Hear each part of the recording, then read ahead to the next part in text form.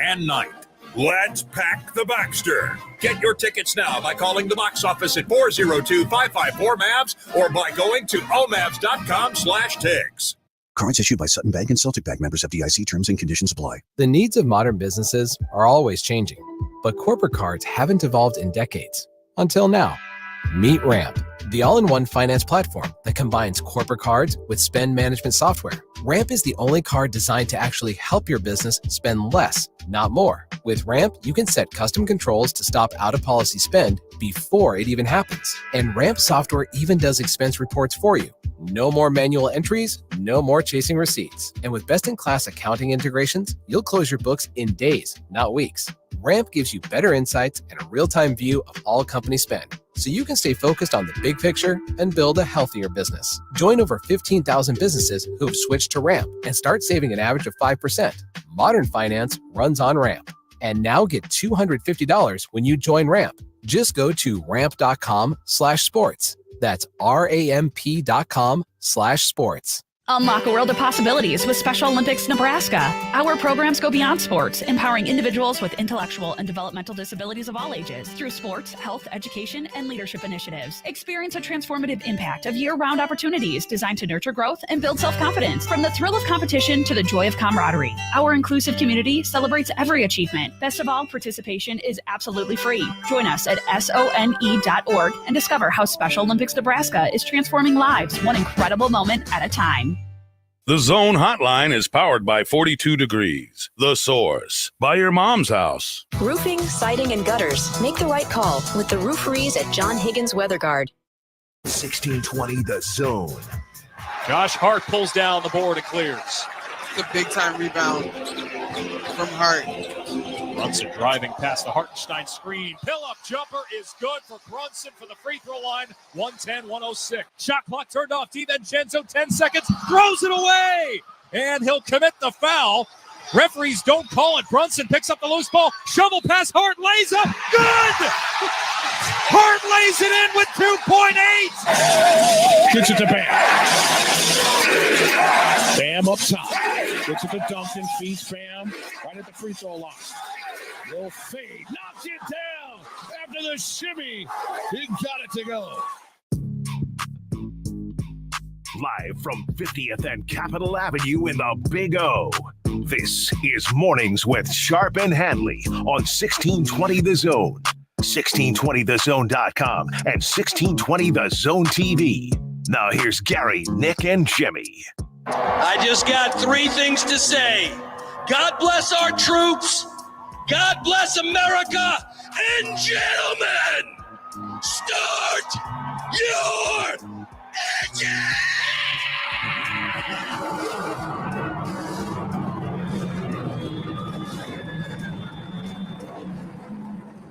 All right, good morning, everybody. That was thanks for a little Jay Jack's highlights. You Great bet. guy. He is the television voice, one of the television voices of the Miami Heat.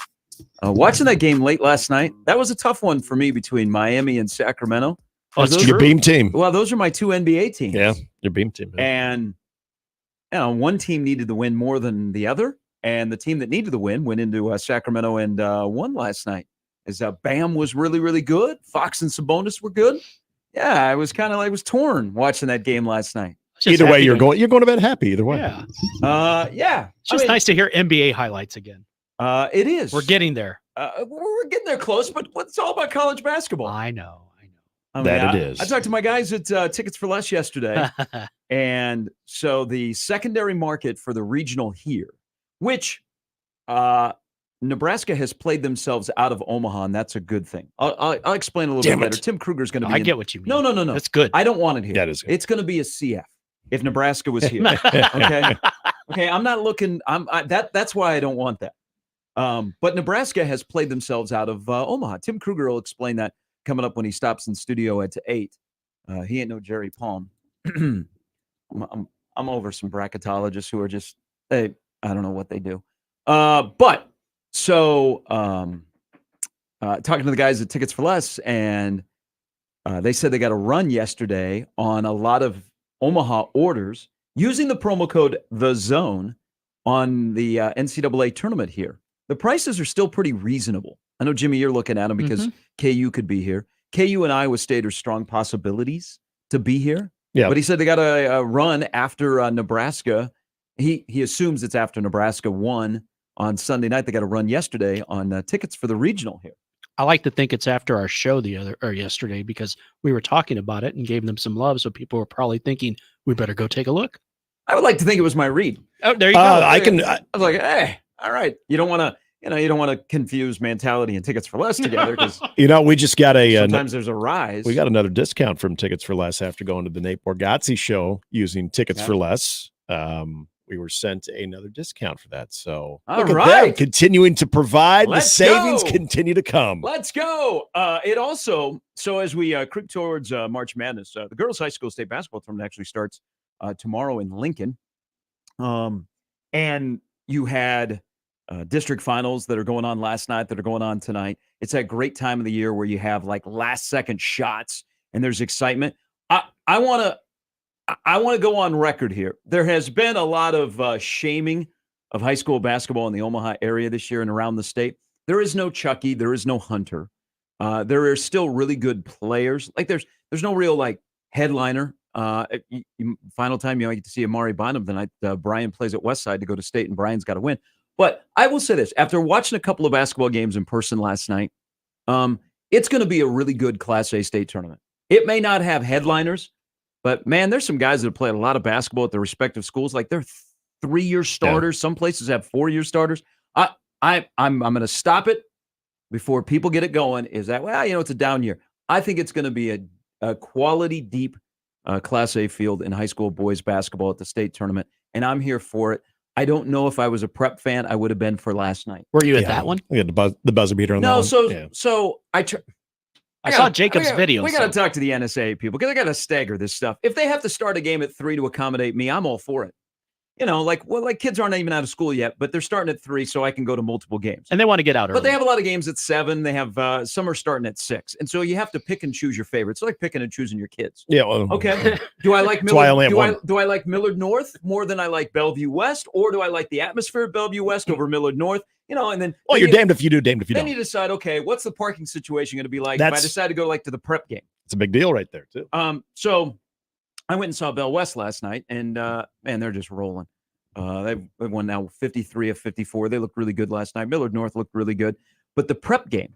So, there's if you go to my guys over on 30th and Ames, actually they've now moved to 32nd and Ames because they got bumped off their block. Damn OPD. If you're you can get some prop bets.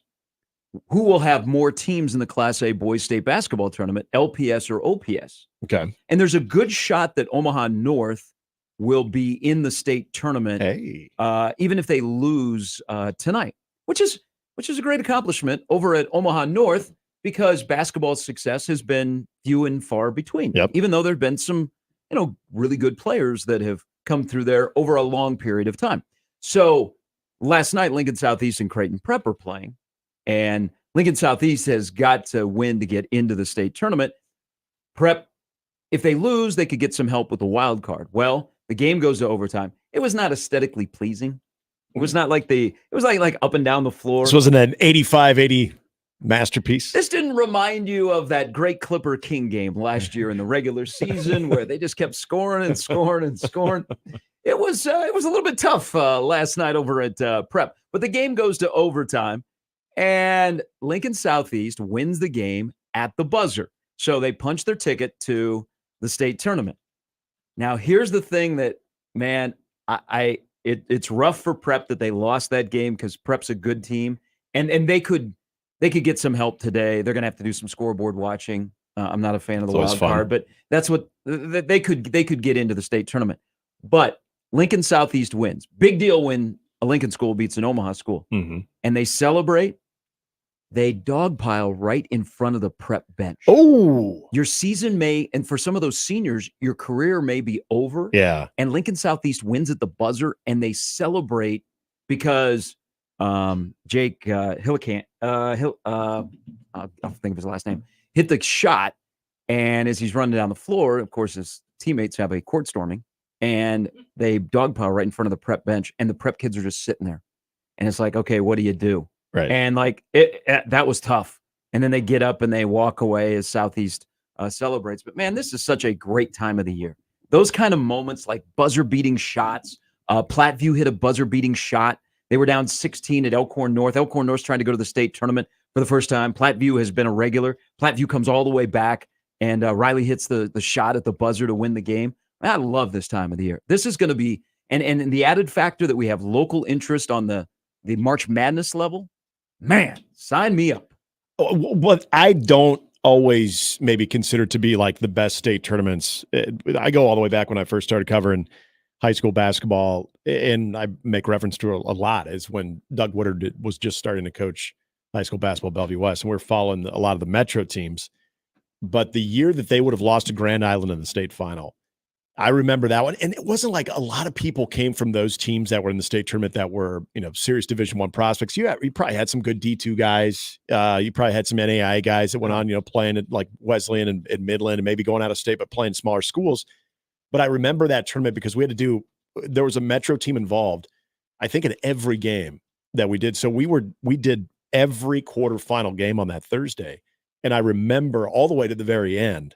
In fact, the state championship game, I think Bellevue West Grand Island kind of pulled away from Bellevue West there towards the end, but it was a great tournament. And that one will always last with me, not because of the players that were involved, but the outcomes, the results. Everything was down to the wire. So if you can give me that over, a cast of just star-studded Division I studs, I'm going to take that. I'm going to take the close games.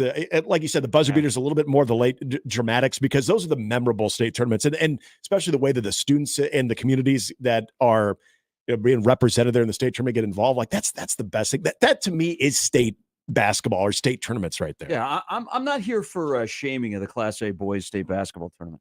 I think it's going to be really good. I think it's deep. Bellevue West is going to be the number 1 seed. Millard North is really good. I mean, they could miss a 3 last night. I mean, they're deep. There's just there's a lot of depth. There's not a ton of star power like recognizable, but there's going to be some good basketball in the state basketball tournament. The girls start tomorrow, so I'm here for it. High school sports is great, but I also had a couple of things yesterday after the show was over. Hope you enjoyed your day off, Nick. I did. Did you swing a golf club yesterday? Yes. Good for you. It's a good thing I didn't, because I pulled a back muscle putting laundry away. This is 45. This is why you should have played golf instead of doing laundry. Yeah, I just got it. So if you notice I'm walking around like Patrick Mahomes today, that's why. Yeah, I can't really elaborate on that. I give you credit because you just admitted that on air. Yeah, I would love to give you a better story. Jimmy had implied something up? Well, Jimmy implied something earlier when I told him about it too, and I said I wish that was the case, but no, I'm just I'm an open book. You're walking in like Rob Lowe in Wayne's World. Just want people to know that even when you do the activities in life that you don't think you need to stretch for, maybe if you got a lot of laundry to put away, maybe give it a little stretch, a little bend. What were you washing or drying? Well, there was some sheets and heavy. There were so heavy things involved, but yeah. What do you got? 40,000 count seats you and your wife sleep on? I literally bent over to pick something up from the floor and then like folded onto the bed, and I'm like, ooh, something just all of a sudden my butt's warm. Well, this is weird. Oh, okay, now it's just getting worse and worse, and it just hurt. Yeah. Then you wake up this morning and thought I'd go swimming in the Hudson River or something to loosen up. Wow. 1 hour in that chop, I'm a half inch taller, Gary. Okay. Yeah. So, but it was really nice out. We got to take a walk. Did you immediately go down? Did your wife have to come assist you? I did were you fall to my knees. I thought at one point, like, what if you had to call like the ambulance? Yeah. Were you dressed appropriately? I was, yeah. It wasn't I've fallen. It wasn't anything like that, but I was just like, ooh, and then I started kind of walking, and anybody who's kind of had that happen, you feel like you're stretching, you start shrinking a little bit because you're walking a little bit lower. You're like, what the F is going on? Yeah, it's all right. One time I think I aggravated an oblique by sneezing once. Just weird stuff happens to me. This got depressing all of a sudden. Yeah, the sneeze thing. I was in my 30s. Let me cheer you up. Okay. I had a revelation yesterday. Everybody. By the way, golf courses are open everywhere. There are a lot of people. Great day. Golf. Yeah. It was a little breezy, but it was a great day. Friggin' 80 degrees. Yeah, it was the warmest day ever in February. Which, by the way, I can tell walking in from the parking lot, it's starting to change. So it's going to be cold over the next 24 hours, and then boom, it'll be warm again. Yeah, that's fine. But you also had on the 26th of February, Nebraska beach volleyball is playing a match outdoors. Whoa. Yeah. in February in Lincoln. You know, they got a really cool setup there Yeah. at the Devaney Center. But they went outside and they played on the where they have all the intramural. Yeah. They played there. I saw Creighton volleyball went and practiced on the riverfront. That's on the awesome. little beach volleyball thing that they have. Sure, they all had that scheduled months in advance. Pac-12 network. But as I was making my way around town, again, NSA, let's just stagger these games, okay? Let's just go like at 1, 3:30, 6, 8 o'clock. I stopped because I was hungry. I am no longer a breast man. Excuse me? I'm out on breasts. I used to gobble up breasts because they were thick. We all have. They were thick. Well, they were juicy. Everybody likes a thick, juicy breast. I have now changed my fried chicken. Oh. Power rankings. What were you guys thinking? I was thinking hashtag peach emoji now. Yeah. Yeah, it's exactly what I thought you were talking about. Wow. It's only 6:21. How come you guys are going there? Smooth lighting. I usually wait until it 7. is kind of the mood lighting in here. So, sometimes as you're getting older and you've got weird injuries, you don't like change. Greg McDermott's 59 years old. He doesn't like change. He wants to stay at Creighton. Yeah. Okay.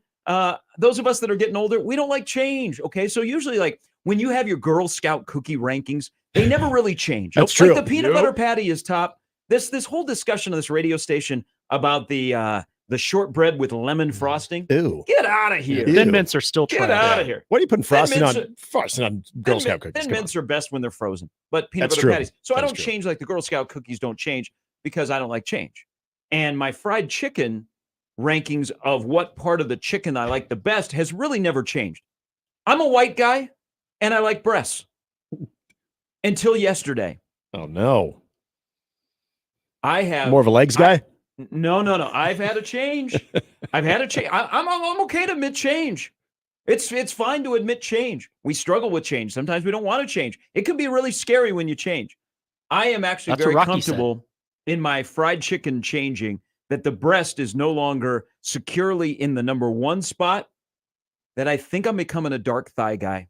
Oh, okay. Yeah, this Okay. is a big moment. I used to be more of a dark thigh, dark meat guy when I was younger. I felt like there was more of the flavor too. So now I've been told that it's healthier to go with the white breast. Ooh, I should have used that as a line back in the day. But yeah, the dark thigh, you're getting some good flavor there. There's no reason to feel bad about that. I think you did. I've seen your wife. So I now I gotta have some validation. So I'm not just a one guy. Like I'm Mr. long-term relationship guy with my chicken. And so I can't just go once and all of a sudden change because that you can't be just wishy-washy. But yesterday was kind of like a game changer in the place I stopped just to get a bite while I was driving from one basketball game to the other, that I think I'm a dark thigh guy. I think it has replaced the breast. It's not just a one-day thing. It's kind of been building. I'm going to need a little bit more, but I think I'm ready to make a change on my fried chicken. Someone should bring chicken in studio for us. No, I'm not ready to eat chicken before 10. Fair. Unless it's cold What about and I'm drunk. What about with biscuits? Are you coming over to our side? Before 10. No, you guys have said I'll be chicken and biscuits, great breakfast item. I'll be asleep by 10:15. Oh, okay. But you would never turn, like on a weekend, you'd do it. Certainly. Okay. Certainly. For a second there, I thought you guys were backpedaling on the old chicken and biscuit thing. No, never. Hey, my chicken, my relationship with my chicken is we're undergoing a lot of changes on the power rankings because the white breast has been there for a long time. Yeah. I think I have been a white breast fan since I came out of the womb. And now, 40 plus years later, it may be changing, but I'm also about to change something. I think I'm hooked on Korean chicken. Korean chicken? I think Koreans do fried chicken really well. It's been a while since I've had a good Korean fried chicken. So I'm probably You wouldn't normally think about the Koreans doing chicken well. No. I think they've upped their chicken game. I'm going to tell you, did you miss out on the dark meat for a while? I've always run away from the dark meat. Really? Because in turkey, I just like the white meat. Oh, but people say that's interesting. The dark meat is the way to go. It is. So it's a little more fatty, but you get more flavor. I don't know. I just wanted to change things up yesterday. It felt like a good day. It was 80 in February, I'd play golf. I got other things going on. So you changed it up, or you had a bad experience with a white breast? No, I've never really had a bad experience with a white Oh, breast. okay. You just had a really good. But I wanted to try the dark. Okay, so okay. And so the dark thigh. All right. The dark thigh was a game changer. I for was me. concerned that you'd been led astray with a bad white breast, and then finally you thought, you know what? I've had some good dark thighs in my day. I'm going to switch over to that. So you just had such a good dark thigh that it all of a sudden made you look at things differently. Yes, exactly. I really never had a bad experience with the white breast. I'm good. I'm glad. Unless it has like the same. The skin. The skin may like mess it up. But I'm be dry. a healthy guy. I pull the skin off. Oh, good for you. Yeah. I love So the did skin. Hannibal Lecter. I also had another revelation yesterday. The white breast can be dry sometimes, though. That's what lotion's for. If it's a bad one. That's what I'm just saying. If it's a bad one, it can be a little bit dry. Of the three on the show, the person that sounds the most mature is me, which is very odd. I believe you're the oldest one, too. Yes, I am. Oh, okay. But So the most mature on the show. Yeah. I mean, you can have your You guys maturity. You can take your maturity. Hey, do we need to go do a sideshow? You two are married. Like, are you guys ready to getting some stuff out? Yeah, sure. Why not? I had a day off. But you pulled your back. I pulled my back, and it's not how you thought. Now as this story has gone on, don't you think it would be better just to tell the truth? Oh, yeah. Well, you should see the other girl. That'd be my wife. Oh, okay. I was like, wow. Like, man, how do you guys? Mornings with Sharp and Handley, weekdays. We have a throuple. We are What can I say? Taxi cab confessions. Here. But here's the other thing. Like, just thinking about our show yesterday and things that are going on with this whole pompous people talking about court storming. I like Jay Billis most of the time. I just think we need to not have Desmond Howard talk about Michigan or Jay Billis talk about anything surrounding Duke. But Jay Billis on the court storming sounds like a pompous ass. And I like him. I like him a lot. I'm a big Jay Billis fan. So I'm listening to him on the court storming. And then, I'm getting ready for the show today and perusing some of the Husker websites. And I hear a discussion about, well, I'm not sure if Nebraska knows who their starting quarterback is going to be in 2024 for the game against UTEP.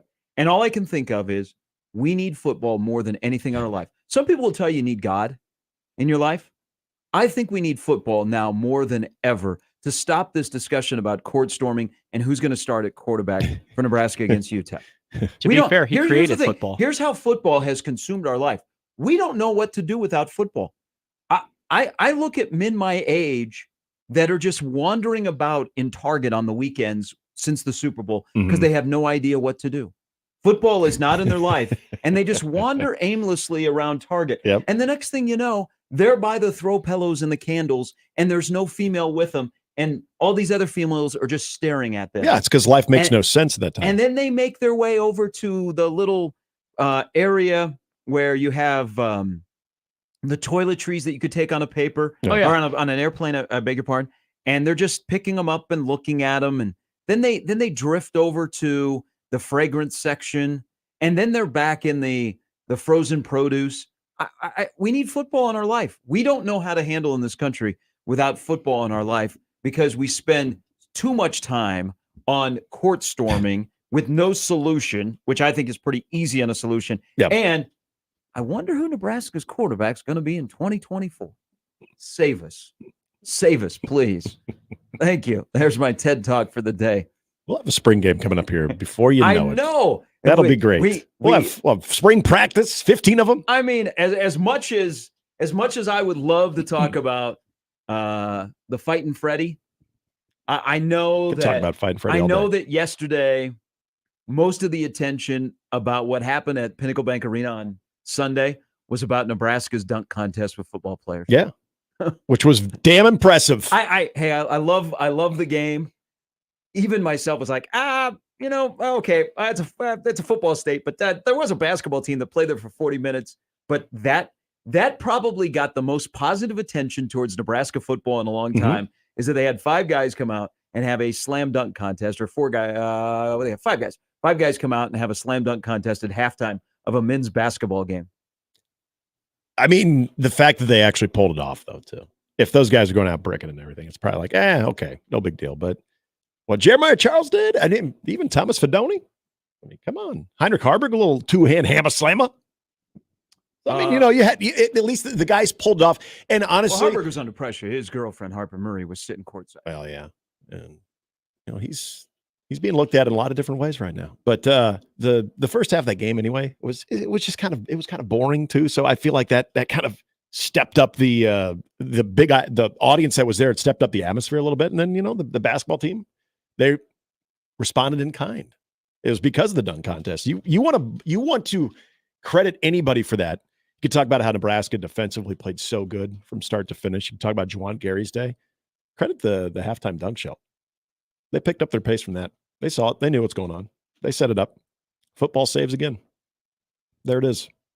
That's the main takeaway. You're welcome, Fred. You're Dark welcome. meat and football. Go shake Jeremiah Charles' hands. So we're having a poll question. Will Nebraska football's struggles to win and make the postseason impact Nebraska basketball's net? It could. I'm just trying to yes. sift through what you were saying. Yes, that's exactly what it is. Hey, a little subtle thing about the dunk contest we didn't get to yesterday. Thomas Fedoni not wearing a knee brace. Oh, that's right. I don't know if it That's was right. he felt it'd be a little bit cumbersome when he was trying to climb the ladder to throw down a dunk, or if that's something that he has discarded, that he is no longer wearing a knee brace. Mm-hmm. That's the geek in me, just like, oh, Fedoni didn't have a knee brace on. Well, I think when all those guys went up, everybody was thinking, oh, gosh, please don't come down awkwardly. It's the last thing you need. I'm sure Matt Rule was thinking that. Or as you're using your head football coach as a prop, not kill him. Yeah, don't hurt him. Like, all of a sudden you concuss Matt Rule. Nebraska, Minnesota is being delayed because the head football coach is being attended to on the floor. And people tuning in around the country are like, what? What? Huh? Did Matt Rule storm the court again at halftime? He was so excited about that defense in the first half for Nebraska that he ran out on the floor by himself. Oh, he just this is how Matt Rule gets now. I mean, he's part of the problem when it comes to court storming. He's part of the problem, not the solution. Figure it out. KG writes into the Equitable Bank inbox right away here. On the day that more tickets will be punched to Lincoln. He's a big Papio South guy. They have Omaha North. You can go see Bryson Ball, who, as they say, is balling out. That just writes itself. Yeah. Thank you. I will. It does. Excuse myself. It's about as easy as it gets. And I will apply to work for the World Herald when Sam McEwen joins us coming up at 7:30. Tim Krueger is in at 8. His bracket is out. I think we are to the point of, around here, there's a lot of focus on brackets because of where Creighton is and, of course, where Nebraska is. I think we're going to get Tim to start just shaming other bracketologists. I mean, he and Doug got into it. He's not a bracketologist, but... No, Doug's a banker. Yeah. He is. Then there's Joe, Joe knows mortgages, too. But Tim will be here at 8 with an updated bracket because his bracket comes out today on stadium.com. I've already gotten a preview. He is all in on GBR. He has moved Nebraska in his bracket. Oh, so he'll reveal that coming up at 8, and then Brian Christopherson stops by at 9 to talk some football, talk some Nebraska basketball. As Nebraska's off until Thursday, they played Ohio State. Creighton gets Seton Hall coming up on Wednesday, and of course the news yesterday. What is bigger, Greg McDermott possibly signing an extension, getting a bump, or Ryan Kalkbrenner returning to Creighton? And perhaps Stephen Ashworth. Which I didn't know that was even in question. I didn't either. I thought Stephen Ashworth was a one and done. Yeah, I thought he was a 2-year guy. Oh, okay. He likes it here. Oh, that's right. Yeah, that's right. He moved. Him and his wife moved. Yeah, here. the 2-year thing. But yeah, was he always going to be a guy? No, I don't know. I don't know that that was ever. I was surprised by that. I mean, bonus for Creighton to have back-to-back years where you got your point guard. But the Kalkbrenner news, which has been swirling for a bit as he has fallen out of it. I know I saw that. I had a laugh. As he's, fallen out of a lot of the mock drafts. Can't judge someone's microphone. Yeah. So I got one more quick thing here, this first segment, which has gone completely off the rails. No, it hasn't. Is there something, we don't usually talk about politics on the show, but if you guys would like to talk about politics, I am a poli-sci minor, and I'd be more than willing to go into local and national and federal podcast. Politics. Well, we saw your friend last year. Is there something that's just comical about President Biden eating an ice cream cone when he's asked about the ceasefire possibilities in Gaza? Yes. They should play the Veep music over it. So he was on with Seth Meyers last night, and one of the bits is they went to get ice cream. Like the president likes ice cream. Yeah. And he is in this ice cream shop in Lower Manhattan, and he has an ice cream cone in his hand. And of course, the throng of media that cover the president, they ask him about the potential of a ceasefire with Ramadan, coming up.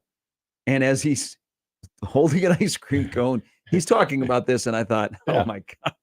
I said, that is funny. Yeah. Usually you think it. That's like an odd spot. Like some people might just hand the ice cream off to one of your handlers and say, I'm glad you asked that question. But while it's a very serious holding question. an ice cream cone, can you imagine what people overseas are looking at? Like on the morning shows in other countries, they show that and they're like, he's eating an ice cream cone, talking about a major thing going on in the world. The American president. I don't know about you guys. I love America. When I'm having my ice cream, I'm usually getting more light topic type of things, not usually world issues. Well, maybe he wanted people to ask him about the ice cream, but they wanted to ask about the serious when you're stuff. standing in the line in Blackstone and Coneflower. Yeah. You're like, well, you know what? Let's talk about that pillow. Boy, if we could really, we could just With figure special out guests. the economy right now. What do you think if property 1890 taxes or right Pipeline had their jerky as ice cream? Which one would taste better? All right, that's the lineup brought to you by the rooferys at John Higgins Weather Guard. You're always welcome, like KG already has, to join the conversation in the email box. Gary at 1620zone.com. Handley, 1620thezone.com. Equitable Bank, where they take banking personally. Doug, Joe, and I think there's a Jill that works there. Doug, Joe, and Jill? As long as there's not a Jack, I think we're okay. Oh, that'd be great. Also, you can tweet at us on the JTech Construction Zone Twitter feed at Gary Sharp 1620. At Nick Handley, 1620. All right, Sam McEwen joins us in less than an hour. Lots going on around surrounding basketball, and we'll talk some football because nobody is ever satisfied. I mean, you were talking about your injury. Yeah. You weren't satisfied. You wanted more. I did. Yeah. We're never satisfied. Why can't we be satisfied? We always want more. You know what? Here I am. Just to finish off this segment. I just want to, as I'm not on my soapbox. I'm on like my TED Talk. Is regardless of what people tell you, sometimes less is more. I live by that. Absolutely. Less is more. I'm learning. 100% with you. Put it on a bumper sticker. Mm-hmm. Put it on a t-shirt. Most occasions, less is more. Yeah. And I'm talking to you restaurants as well. All right. 38 past the hour. Jimmy's here. Nick is back in. I'm Gary. It's Mornings with Sharp and Handley on 1620 The Zone. Mornings with Sharp and Handley on 1620 The Zone and 1620thezone.com with Gary Sharp and Nick Handley. Now live on Twitch, YouTube, and 1620thezone.com. Hear that? The sound of adorable little birds in your garden. And if you were here, you'd taste the 2 sweet but tiny tomatoes you grew all by yourself. But you're not here. Because your self-care happens when you're riding your motorcycle, protected by Progressive, on your way to the store for a pack of normal-sized tomatoes. So if you ride, switch to Progressive, America's #1 motorcycle insurer, without getting your hands dirty. Progressive Casualty Insurance Company and affiliates, not available in all states. When you wake up well-rested on a great mattress, everything becomes clear. I do make everything about me. Things you missed when you were tired finally reveal themselves. That meeting could have been an email. It's the President's Day sale at Mattress Firm. Save up to $500 on select Tempur-Pedic adjustable mattress sets and get a $300 gift toward pillows and more, all with free and fast delivery. The right mattress matters. We'll find yours. Restrictions apply. See store or website for details. Unlock a world of possibilities with Special Olympics Nebraska. Our programs go beyond sports, empowering individuals with intellectual and developmental disabilities of all ages through sports, health, education, and leadership initiatives. Experience a transformative impact of year-round opportunities designed to nurture growth and build self-confidence. From the thrill of competition to the joy of camaraderie, our inclusive community celebrates every achievement. Best of all, participation is absolutely free. Join us at SONE.org and discover how Special Olympics Nebraska is transforming lives one incredible moment at a time. Prescriptions require an online consultation with a healthcare provider who will determine if appropriate. Restrictions apply. See website for details and important safety information. Subscription required. Price varies based on product and subscription plan. If you're having problems in the bedroom, talking about it is the last thing you want to do. Same goes for hair loss, anxiety, or even depression. That's where HIMS comes in. Through Hims, you don't have to talk about it. You can do something about it. Just go to hims.com/start, where you can find a variety of potential solutions for the problems men face every day and save up to 95% on generic alternatives. The entire process is 100% online, making it incredibly simple, straightforward, and above all, private. If prescribed, treatments made using clinically proven ingredients are shipped directly to your door in low-key packaging. So if you're experiencing ED, hair loss, anxiety, or problems with your general health, you don't have to go to the doctor, the pharmacy, or spend all day talking about it. Just go to hims.com/start and do something about it. Get started today at hims.com/start. That's HIMS.com/START. You can find pizza anywhere. But when you want pizza pie piled high with more toppings, that's when you come to my place, Godfather's Pizza. For a limited time, get your hands on 2 of my large one-topping pizzas. Pick pepperoni, beef, black olives, you choose. All this food for only $30. Feed your whole mob without breaking the bank. Hey, it's an offer you can't refuse. Godfather's Pizza. Do it. Woodhouse Hyundai offers a streamlined car buying experience tailored to you. With the most versatile lineup of sedans and SUVs like the Hyundai Elantra or Santa Fe. Plus, your choice of standard engines, plug-in hybrid, or fully electric vehicles. And when you shop Woodhouse Hyundai, you can rest easy with Hyundai Shopper Assurance, America's best 10-year, 100,000-mile powertrain limited warranty. Start your deal online at woodhousehyundai.com today. Browse our inventory, personalize your payments, apply for financing, and more. Convenience delivered every time. This is Woodhouse Hyundai. Right now, lease the 2024 Hyundai Kona SE for $199 per month for 36 months and 10,000 miles per year.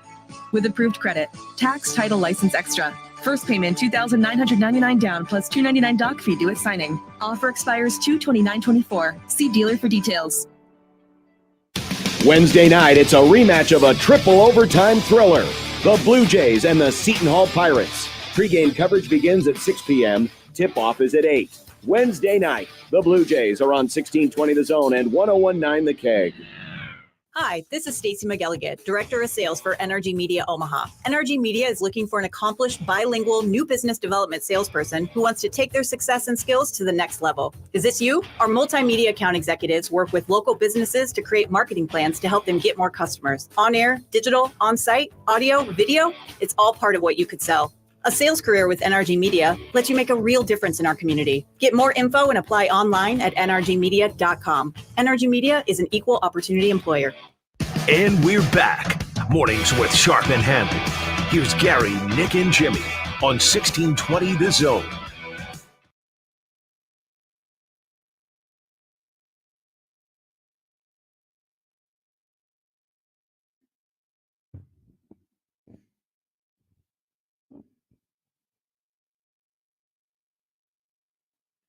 There's a little Bubba Sparks in this. Yeah. That's definitely got some Bubba. You can always tell when there's some Bubba Sparks. Bring back Bubba Sparks to game day. Yes. Yeah. Was good. Something to save game day. Welcome back in.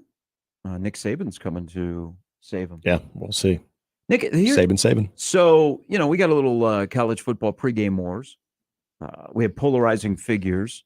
More ESPN than Fox, and ESPN had a good year on game day. But it seems like we have a beef with nearly everybody that's on the set.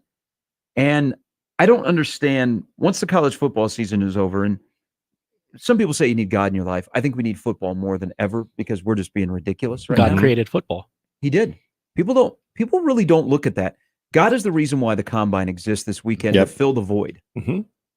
My dad was a big Notre Dame fan, so trust me, I know about all that stuff. Yeah.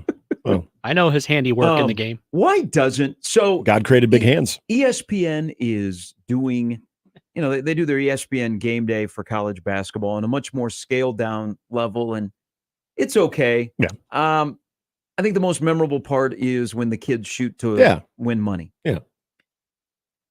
Why doesn't Fox do something like that? They have the big noon kickoff. Why don't they do like the big noon tip-off? Why doesn't Fox do a Saturday pregame show for basketball? They have a great array of analysts. and host, that they could pull it off. And I think it would be really good Yes. leading into that 11 o'clock game that they usually have. I would imagine that, because I think you kind of answered it. The popularity of the game day presentation for ESPN is obviously pales in comparison to football. Now, of course, we're comparing two different sports, and one's a lot bigger than the other. But I would think that if they started kind of moving the needle with that pregame show, which I haven't really seen the numbers, I've watched it several times, it's fine. If they felt like there was a market for it or there was a strong demand for it, I think they would, because you're right. They have everything at their disposal. You've got great, especially Big East venues. You've got solid games that you can roll right into as well. I just don't know if they feel there's a true demand for it. And honestly, I don't blame them. I know it's not appointment television for me. If I know game day is this. Now, if game day was ever in like Lincoln, of course, okay, we want to see that. Or if game day was at Creighton, of course, we'd want to see that from a local standpoint. But from a national standpoint, I just don't think people really care that much about it. What is basketball game day is in Iowa City this weekend? Ohio State and Iowa women play. Oh, yeah, there you go. Yeah, and Like, see, they're that's not there for the men, that's for sure. And that actually might get a lot more eyeballs. Hey, now. Hey, they're on the bubble. Iowa's making a run. Big game against Penn State tonight. That's right. Hate from Jimmy. 6-4. Okay, so Tim Krueger's coming up at 8 o'clock. Our bracketologist is going to be in. I got to ask him how he feels about Jerry Palm. I was reading some stuff from Jerry Palm yesterday. Jerry Palm used to be one of the top bracketologists that was quoted regularly. Now he still shows up, like they put up graphics and they'll have where he is. But I think he is fallen down the list of like celebrated bracketologists. Like reliable? Or just I don't overall know, celebrated? maybe Taken for granted? Maybe not reliable. He's just not out there as much. Okay. But Tim Krueger's coming in at 8. I want to point this out because Nebraska is in the tournament, and unless they just completely collapse and they forget to get on the plane and go to Columbus and it becomes a forfeit. So the net, I'm not a metric guy, but I have to appease the audience here. The net was introduced before the 18-19 season. Remember, the 2020 tournament was canceled due to COVID. People forget. But we're going to remind you because next month is 4 years. But in the 4 seasons, we had fun. No, we didn't. Here are the highest ranked teams to not make the dance and the lowest ranked teams to get an at-large bid. Aside from North Carolina State in 2018, 2019, every team ranked 35th or higher has made the tournament. If you are in the top 40, you are relatively safe. Nebraska's net didn't move last night. I asked somebody because I blocked it on my computer. I was told 41. That you are correct. Okay. It did not move from last night to today, by the way. It's updated today. Last year, the highest net to miss the tournament was North Texas at 38. The year before, Oklahoma at 39. The year before, Penn State at 42. Nebraska's net is 41. Every team ranked 35th or higher since the net came out, except for North Carolina State in 18-19, which was 33, has made the tournament. If you are having a tension convention about Nebraska's chances, they're in. The lowest net to make the tournament, Pitt last year, 67. Rutgers 2 years ago, 77. Wichita State at 72. St. John's at 73. The last 4 full NCAA tournaments. It's a pretty big window right there, too. And then, of course, what you look at with a team that right now, if you're going off of Nebraska at 41, I would also look at teams like North Texas, Oklahoma the year before at 39. How many quad 1 wins did they have, too? Nebraska now at 4. The road record is the home record is obviously impressive, too. You're 20-8 right now as well. The only, if you want to have a tension convention, and I'm not, Nebraska's in. They can just play themselves out at this point. Is you don't have, because of the way the schedule was set up, you took advantage of it at the beginning. Yeah. The Big Ten schedule, that is your back end is not full of resume building opportunities. Now, you can't lose those games, and Nebraska's done a good job of bludgeoning 4 teams in a row, winning by double figures. But Ohio State is 66 in the net. This is my researcher who has access to these numbers. This is not you looking these numbers up because you won't. Hey, I gave up looking at the net on an hourly basis for Lent. Oh, good for you. Oh, that's what I did. So again, when we get this, do you think God understands that? Sure. Absolutely. Yes. Like when I go to It's a vice. If I go to confession and I'm talking to Father Jindra and he says, son, what'd you give up for Lent? And I said, net. And he's like, like net carbs? Excuse me? Like the internet? And he'd Good be job. like, I'm a Creighton fan. We don't ever look at the net. We're already in. Oh, ooh, then a priest would be talking smack on me. Yeah. And I might have to go Happy Gilmore on Bob Barker on the priest. Yeah, you don't But want to I do don't that. want to do that because No. I believe that would impact my chances when it's Judgment Day. But back Yeah. to the net. You got some So I've explaining. not looked at the net. I gave it up for Lent. But I am told that Ohio State is 66, Rutgers is 98, Michigan is 120. They're that high? There ain't a lot of resume building there at the end.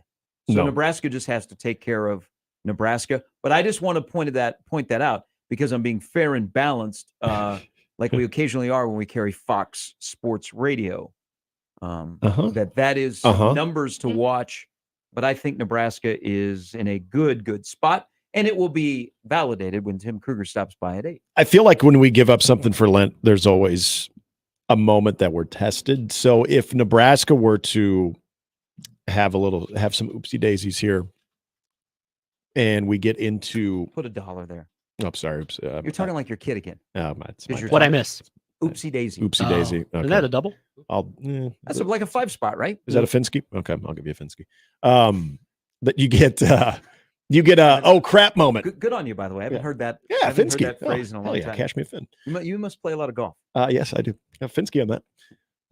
We do live in a warm tropical climate. As long as you stay away, a couple of Nassaus, you'll be. Yeah. Oh, I try to avoid those at all costs. Will you be able to stay away from the metrics, the resumes as we get into, like, say, March 16th, if Nebraska has kind of crapped the bed? Will your curiosity get the better of you? Or once again, will you rely on people around you to inform you on the net? The only way that I will look at the net from here on out, and I'm relying on everybody else to keep me informed on Easter Sunday, hopefully, is if Nebraska goes 1-3. Yeah. Because you have 4 minimum games left. If Yep. you go 1-3, then I'll check out the net. Okay. But I also have faith in this basketball team that winning is hard. Thursday night could be a difficult game. That they're not going to collapse where they go 1-3. That'd be the only way I look at the net. So you have built up the trust. We're in the trust tree with the nest, are we not, with Nebraska? By the way, our discussion about dark meat, your lighting over there is really bad. It is You're bad. dark today. You can it is switch really yours. bad. So you can I'm like, just- Do I need to, like, adjust it? I'm like bright. I know. People don't want to look at me. I'm They like wanna in the look at shadow. you. I'm in the shadow. You got great light. It's kind of a creepy vibe right now. I'm kind of like lurking in the shadow right now. We haven't turned on the main lights in Yeah. here, so it's really It gets really bright. Real quickly, I wanted to read this too. This was from the Equitable Bank inbox, because anytime we tend to talk about Nebraska basketball, and it could be even like off topic of Nebraska basketball, just has like a part of it involved.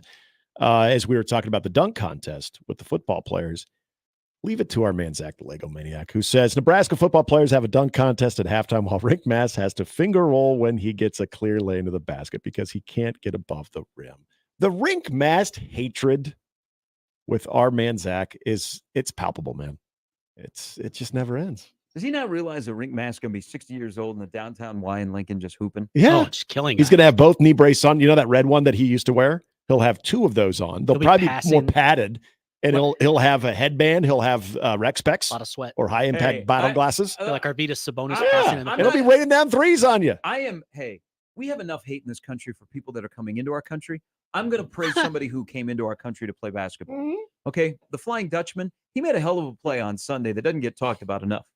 So makes a defensive play, goes to the corner of the floor to save the ball. He plows over a photographer. Yep. And while the play heads the other way, and I do think this was a Juwan Gary left wing 3 that then I think I know brought exactly a what Minnesota you're timeout. Mhm. But as the play is going the other way, Rink Mast, Zach, is nice enough to see if the photog Yep. guy is okay. Yep.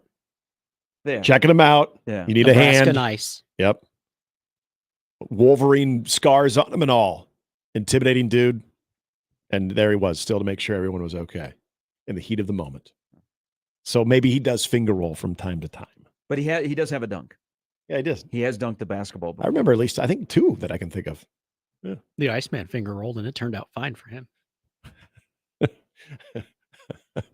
My biases are all coming out. I just love how Jimmy, I can't jump on board of Rink Mast and George Gervin in the same sentence. Just trying to balance it out with positivity. I just can't go there. I just feel bad for him. I think there's a little bit of a difference in their game. Slight difference. And I think there's a little difference in probably where they were at this point in their career to where they're going. Maybe. But good on you for throwing in a San Antonio Spur this morning. Yeah. I mean, Fred's like, I'd take George Gervin to Columbus. I mean, you might as well go Rink Mast games like Hemisphere Arena. It's old. All right. Sticky floors. And Jimmy's got an update coming up in a little bit. Sam McEwen's at 7:30. After the update, I got an update on Mac. Nothing's been finalized, but there is a lot of hope that a extension that essentially will keep Creighton's basketball coach in Omaha for the rest of his coaching career is on the horizon. We'll discuss how this all of a sudden took off in the last couple of days. When we come back, it's Mornings with Sharp and Handley. Jimmy update coming next on 1620 The Zone. Mornings with Sharp and Handley on 1620 The Zone and 1620thezone.com. Live from the Host Coffee Studio, this is 1620 The Zone. 1620 The Zone. Traffic. From the Pyramid Roofing Time-Saving Traffic Center. Crash has been reported just south of 87th and Dodge on Indian Hills Drive at Capitol Avenue. You might run into some delays if you will be approaching this intersection soon. No other accidents, slow-moving traffic, or obstructions to report at this time. Just look out for those long-term construction projects and remember to stay safe and wear that seatbelt. I'm Peter Krenzer. This time-saving traffic is brought to you by Saul's Jewelry and Loan. If you have a large amount of gold or precious metals and want the best price with no waiting, Saul's makes it easy and fast. Any amount of gold, silver, or jewelry, no limit, immediate payment. Saul's Jewelry and Loan. Whoa, Sandra. So in less than a week, you'll have my forklift operator certificate. And Joseph, you're quick to respond. Yeah, with my degree in paramedicine, I'll be a first responder. Cool. Bella, where are you off to? Just knocking out my gen eds before transferring to the university. Smart way to save, Bella. Get up to speed with your me time. On campus, online, on your schedule. Get started at mccneb.edu/me. Classes start March 7th. This is me at MCC. Start your next journey with Woodhouse. Our commitment extends beyond just selling cars. We offer an unparalleled car buying experience that allows you to shop and buy all online. Explore an array of new brands, makes, and models, as well as our large selection of pre-owned vehicles. And it's easy to get started today with our streamlined purchasing process online, granting you the freedom to secure your next vehicle anytime, anywhere. Discover a better way to buy with Woodhouse. I'm Jane Slater with NFL Network Now on the Westwood One Radio Network. Chiefs head coach Andy Reid is affectionately known as Big Red, and he may be in line for a big new deal. NFL Network insider Tom Pelissero reports the Chiefs and their three-time Super Bowl winner will soon begin talks on a new contract extension that is expected to make Reid the highest-paid head coach in the NFL. Elsewhere, the Bengals made it official Monday, placing the franchise tag on T. Higgins, which will keep the receiver from hitting free agency. Two of the best receiver prospects in the draft, Ohio State's Marvin Harrison Jr. and Malik Neighbors of LSU, both announced they will not be working out at the NFL Scouting Combine in Indy this week. But top quarterback prospects Bo Nix of Oregon, Washington's Michael Penix Jr., and Michigan's J.J. McCarthy all say they will throw for teams on Saturday. This has been NFL Network Now on the Westwood One Radio Network. eBay Motors is here for the ride. 120,000 miles of night drives, daily commutes, and who knows how many. Are we there yet? Through countless fixes, elbow grease, and a new radiator, you kept your ride alive. With eBay Motors, you have over 122 million parts to keep it running. And with eBay Guaranteed Fit, they'll be the perfect fit every time. Plus, at these prices, well, we're burning rubber, not cash. Keep your ride or die alive at ebaymotors.com. Eligible items only. Exclusions apply. Are you the parent of a 2 to 7-year-old? Listen closely for an exciting free radio offer.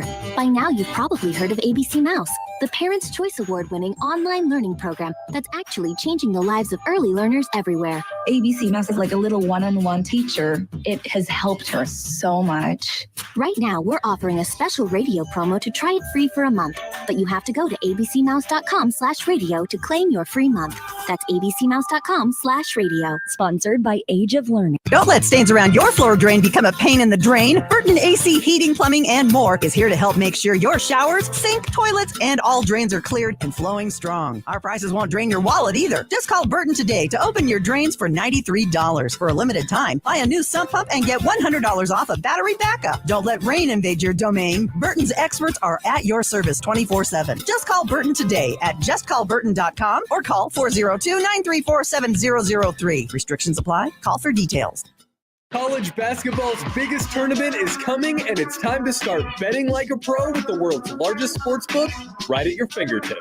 Circa Sports Iowa. It's sports betting the way it should be. High betting limits, tight money line splits, exceptional customer service, and more. Fund and bet like a pro anywhere, anytime. It's never been easier. Download your new bookie before all of the March action at circasports.com. If you or someone you know may have a problem with gambling, call 1-800-238-7633. The Omaha Mavericks men's basketball team has reached the final game of the regular season, and it's a big one in St. Paul on Thursday night. Hi, everybody. I'm Gary Sharp. Join me on News Talk 1290 Coil for the play-by-play beginning at 6:30 with the pregame show, 7 o'clock tip-off from St. Paul, Minnesota for Omaha and St. Thomas. Tickets for less. Best seats, best prices, no service fees. Shop ticketsforless.com. KOZ and Bellevue, Omaha, Council Bluffs. This is 1620 The Zone. Now back to mornings with Sharp and Handley on 1620 The Zone.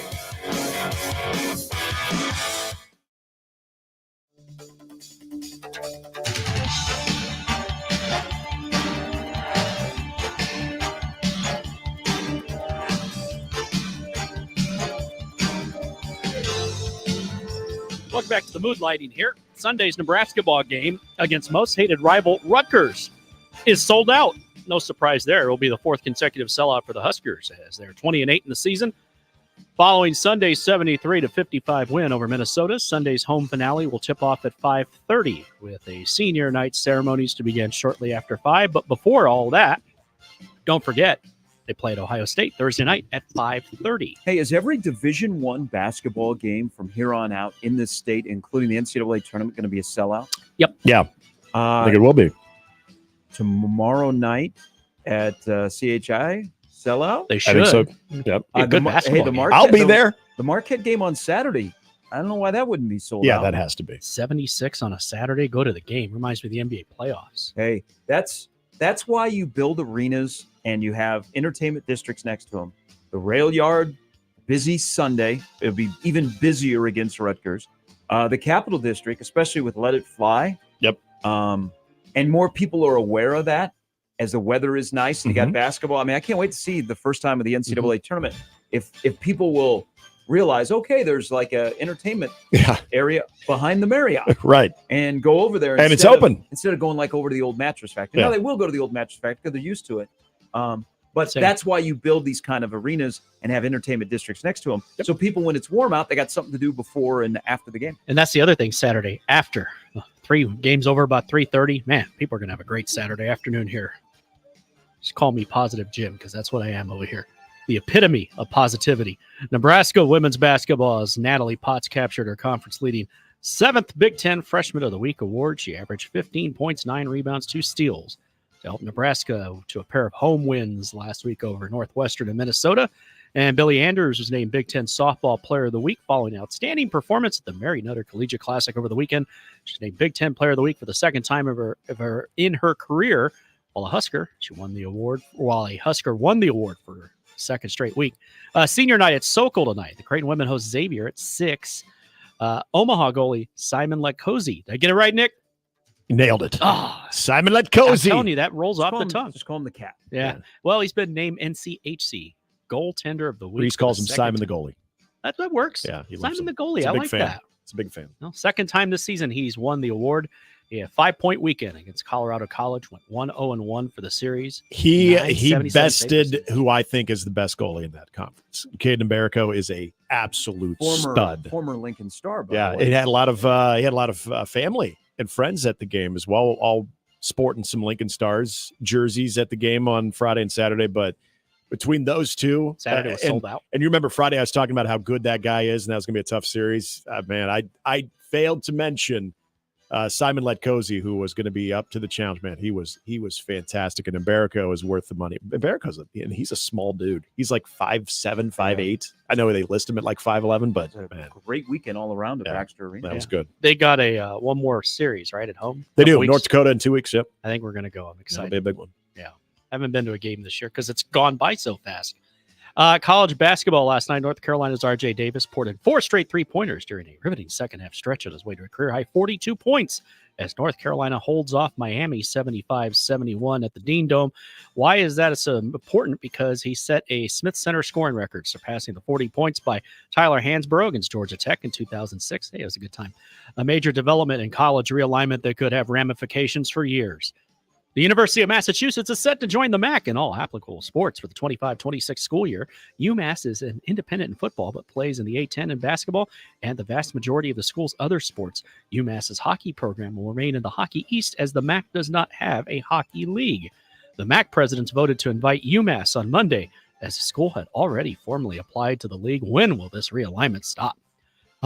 Finally, Toronto Raptors coach Darko Rakovic promised his players a tasty reward when they finally strung together a 3-game winning streak, and now it's time to pay up. This is my kind of pro sports stuff here.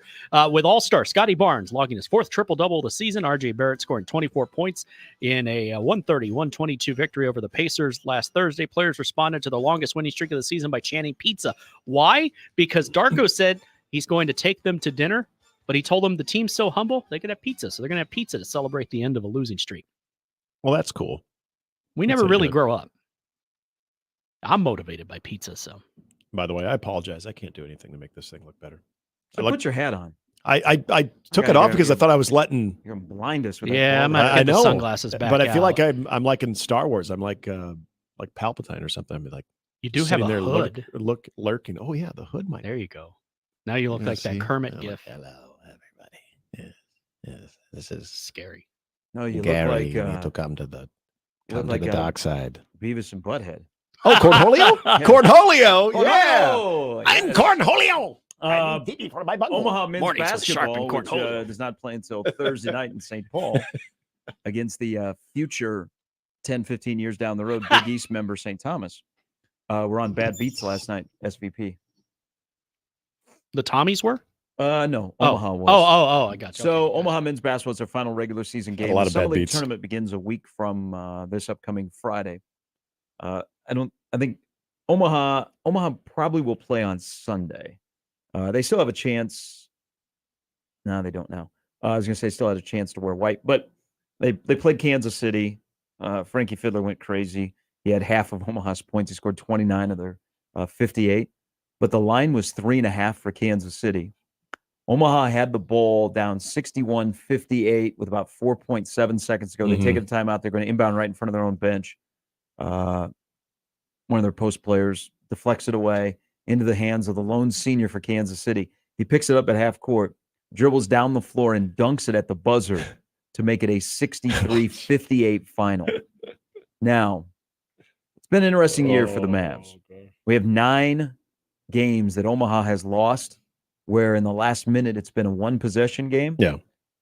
But this year has also taught me there are a lot of well-known individuals that have a financial stake in our fine community that support Omaha men's basketball and sit close to the floor that also like to gamble. So we've had a couple of bad beats in a row now. Yeah. Omaha was an 8.5-point favorite against South Dakota, up 7. Omaha player got fouled, shooting 2, missed both free throws. And the reaction of some certain guys, they were like, oh! Then, playing Oral Roberts last week, Omaha is a 2.5-point favorite against Oral Roberts. It's 71-67. They're running out the clock. Kid from Oral Roberts shoots a 3 at the buzzer and makes it. And the final is 71-70. But last night, Omaha made an appearance on Bad Beats. The last time I think Omaha was on was Scott Van Pelt was when the fiddler got loose. Frankie, as a freshman, scored the last 11 to win in overtime against Denver. Best thing you saw. But that was, I knew right away that was a bad beat. I did not mention on the air. I've not gone Al Michaels this year on the radio broadcast. I'm glad. Yeah. You could, though. Still got more games to go. I could. Well, I think they'll find a way, right? They have to. They'll hit a clutch shot. I'm staying away. Please. I'm staying away from Sioux Falls. Okay. News yesterday. Nebraska's got the coach of the year. Creighton probably has their coach for the rest of as long as he wants to coach at Creighton. Tom Chattel first to report it yesterday that there has been initiation of contract talks. No deal, nothing imminent. And, Tom's not a guy that breaks news. He gets, good sources. People feed stuff to him. So this is happening. And this is how, and here's the thing. Nothing has been finalized yet. There's a lot of people that have, a lot of interest in Mac's future, Creighton basketball, that hopefully soon this will happen. But how did we go from the Ed Cooley comment to beating UConn to what are we doing here that this could happen? Well, I will say this for the, the stakeholders in Creighton basketball, because that's a sport at that university you cannot let take a step back. Right. Okay, you can't all of a sudden go from a stretch here of where you're competing to win a title in the Big East and being good in the month of March to, you got 10,000 in the building and you're at the bottom of the league. Yeah. You just can't. And there's enough people, and as long as Mac is here, that's not going to happen. There's enough people that, are involved in the basketball program to make sure that the basketball program has everything they need and is humming right along and doesn't miss a beat now that they've gained this status in the Big East. So good on the stakeholders, not the careholders, but the stakeholders in Creighton basketball, that they put pressure on that this got moving really in the last 72 hours because there was no movement whatsoever. Mm-hmm. And then the deep pocketers said, what are we doing here? What are we doing? You cannot let a man that would like to finish his career here, that we want here, you can't let him walk out the door or be disgruntled. Yeah. Curb Your Enthusiasm, by the way, great episode. If you watch it, I'm a day late. Yep. Disgruntled. So you put pressure on, and it's not just the deep pocketers. I had plenty of people that slid into my DMs that said, you know what? I heard you talking about this is the time to reach out, not to the AD, but go straight to the president and say, hey, we got a good thing going here. Let's keep it going. Okay. We're a special thing here in Omaha with Creighton basketball. We got a coach that we like. He likes us. What are we doing? And it was the president that started the ball rolling in the last 72 hours to where this might end up. And there's nothing but a win-win for Creighton. Now, what would the number of years look like? Because he has 2 remaining on his contract. What is the money? He wants to be valued. But also Mac is extremely smart. Mac knows where he's at. Mac has a lot of leverage. Very, very popular, very, very successful. Things are rolling right now. You're gonna have a little bit of shift in your roster because you're not gonna have Shireman, you're not gonna have Trey Alexander. You may get Kalkbrenner back, but you're making a change from what you've been used to for 4 years to some new faces are now gonna have to step up. I got leverage. There's other places that want me. There's probably a couple of jobs that are not officially open that want me. I have all kinds of leverage. Let's get it done. And it looks like this is picking up some momentum. So good on the people that said, hey, President, we can't have this happen. I don't know how you feel, but we can't let this happen because we're in a good spot. Let's make it happen. Yeah. I was having this conversation with someone over the weekend, and they'd asked the question just on the surface of, why would he want to skip town? Why would Mac want to leave? And a lot of the things that we point out of what he has going for him, you are the model of consistency when it comes to success and being able to make that successful transition over from the Mo Valley to Big East. I mean, everybody knows what he's done, but also you've seen the recruiting model, and you've seen Nebraska. You've seen Creighton be able to not only recruit the state of Nebraska, but also be able to find the type of Big East talent. Like he identifies talent, they develop talent. It's what he has going on there is something that I think at times we could even take for granted because they're just always good. They're reliable. And if you all of a sudden go to a place with this program's future that you start to kind of count the pennies a little bit more than the product itself or the success on the field, and you start taking that for granted, and you let someone like that walk, like you just mentioned, Gary, is you cannot afford for that thing to take that step back to where this month is sort of meaningless, or even to a point where the ceiling for this program is kind of like where Nebraska is being talked about, part of the bubble conversation, or, hey, well, we're on the good side of the bubble. No, you want to be talking about 3 and 4 and 5 seeds, and can you make a legitimate run in Madison Square Garden come conference tournament time? Max put that program into that place. And the other part about it is, as I was having this conversation, I said, all of the things you would feel are good there on the surface for Mac. He's heavily involved in the community. People love the guy. He's been able to not only have success, but he's built a life here. It's hard to walk away from that. But anybody who has everything on the surface that looks great in their job, what is the one thing that's usually the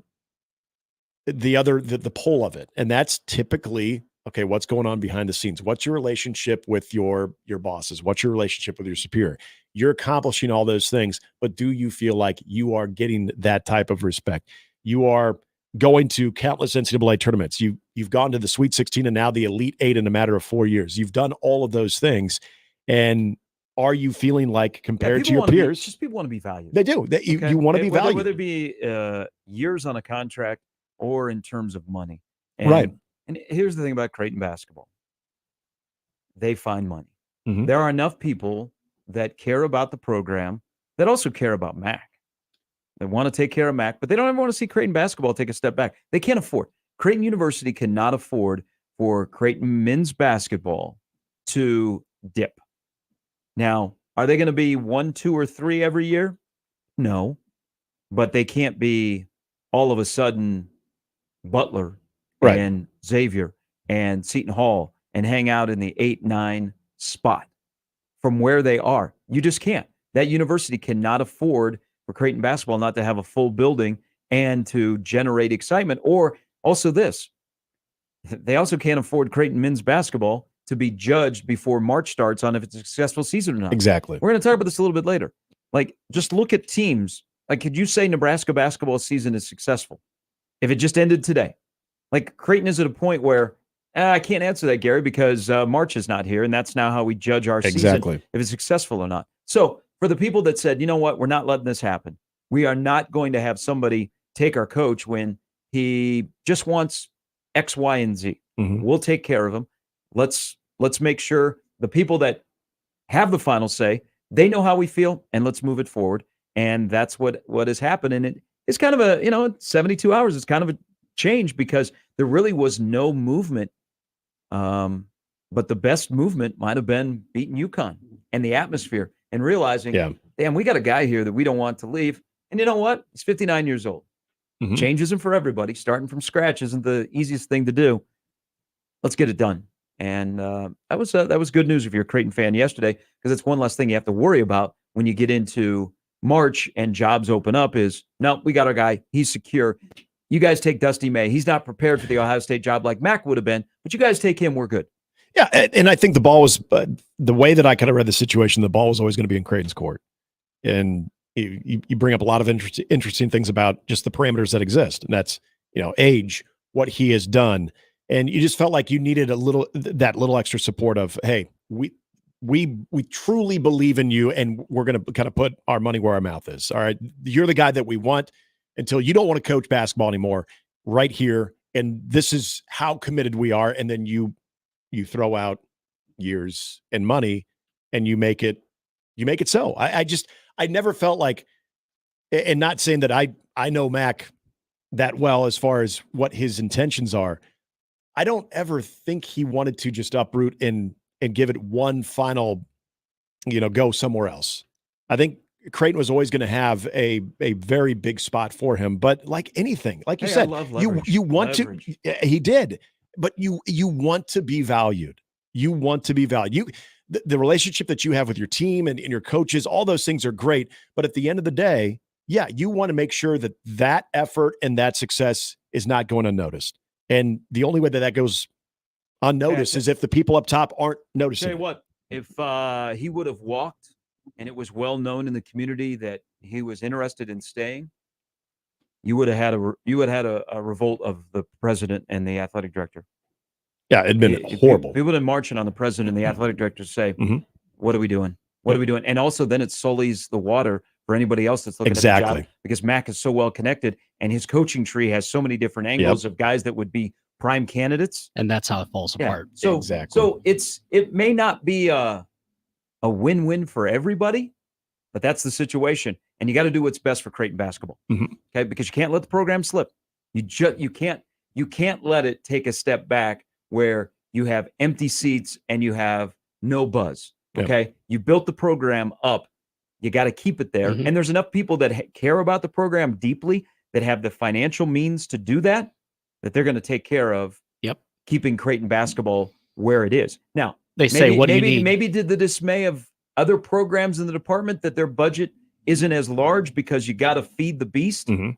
But we know this for a reason. Hey, everybody has that one program on their campus that they feed and they feed and they feed, and you hope that they come through, because then everybody else can feed off of it. Yeah. That's how business works. That's how college athletics works. Yeah. All right. Sam McEwen works with us. He is coming up next. We'll chat about March Madness. Also, we'll get into some football and the college football playoff. And again, less is more. I don't know if you guys have ever been told that. Less is many more. times. Kansas had a marketing campaign for that for its head coach. It didn't work. I keep saying this, boys. We do college football on the field during the season really, really well. We screw it up so bad in the offseason, because it's not only we want more with the playoff, we want more in the Big Ten and the SEC. And I'm not talking money. So Sammy Mack will join us coming up. And when the Mac wants UMass. Here in a, hey, UConn, Notre Dame. It's Mornings with Sharp and Handley and Jimmy on 1620 The Zone. All right, big game tomorrow night for Creighton. They take on Seton Hall. Seton Hall is trying to get into the tournament. You want to be there. It's going to be a high-level game tomorrow night. Tickets for Less can get you in the building. You know, you've been using Tickets for Less. I've been talking about them. You want to go to the NCAA tournament. Tickets for Less. Boy, they had a run yesterday of a lot of interest on the first and second round. Well, Tickets for Less can take care of you. Whether you want to go see basketball, whether you want to go see baseball, whether you want to go see a concert, hockey game, whatever, Tickets for Less is your place to go for seats. Every seat has a story, and Tickets for Less never has a story that you go, hey, man, bad customer service. I had this $45 charge when I got to checkout. No, they're local.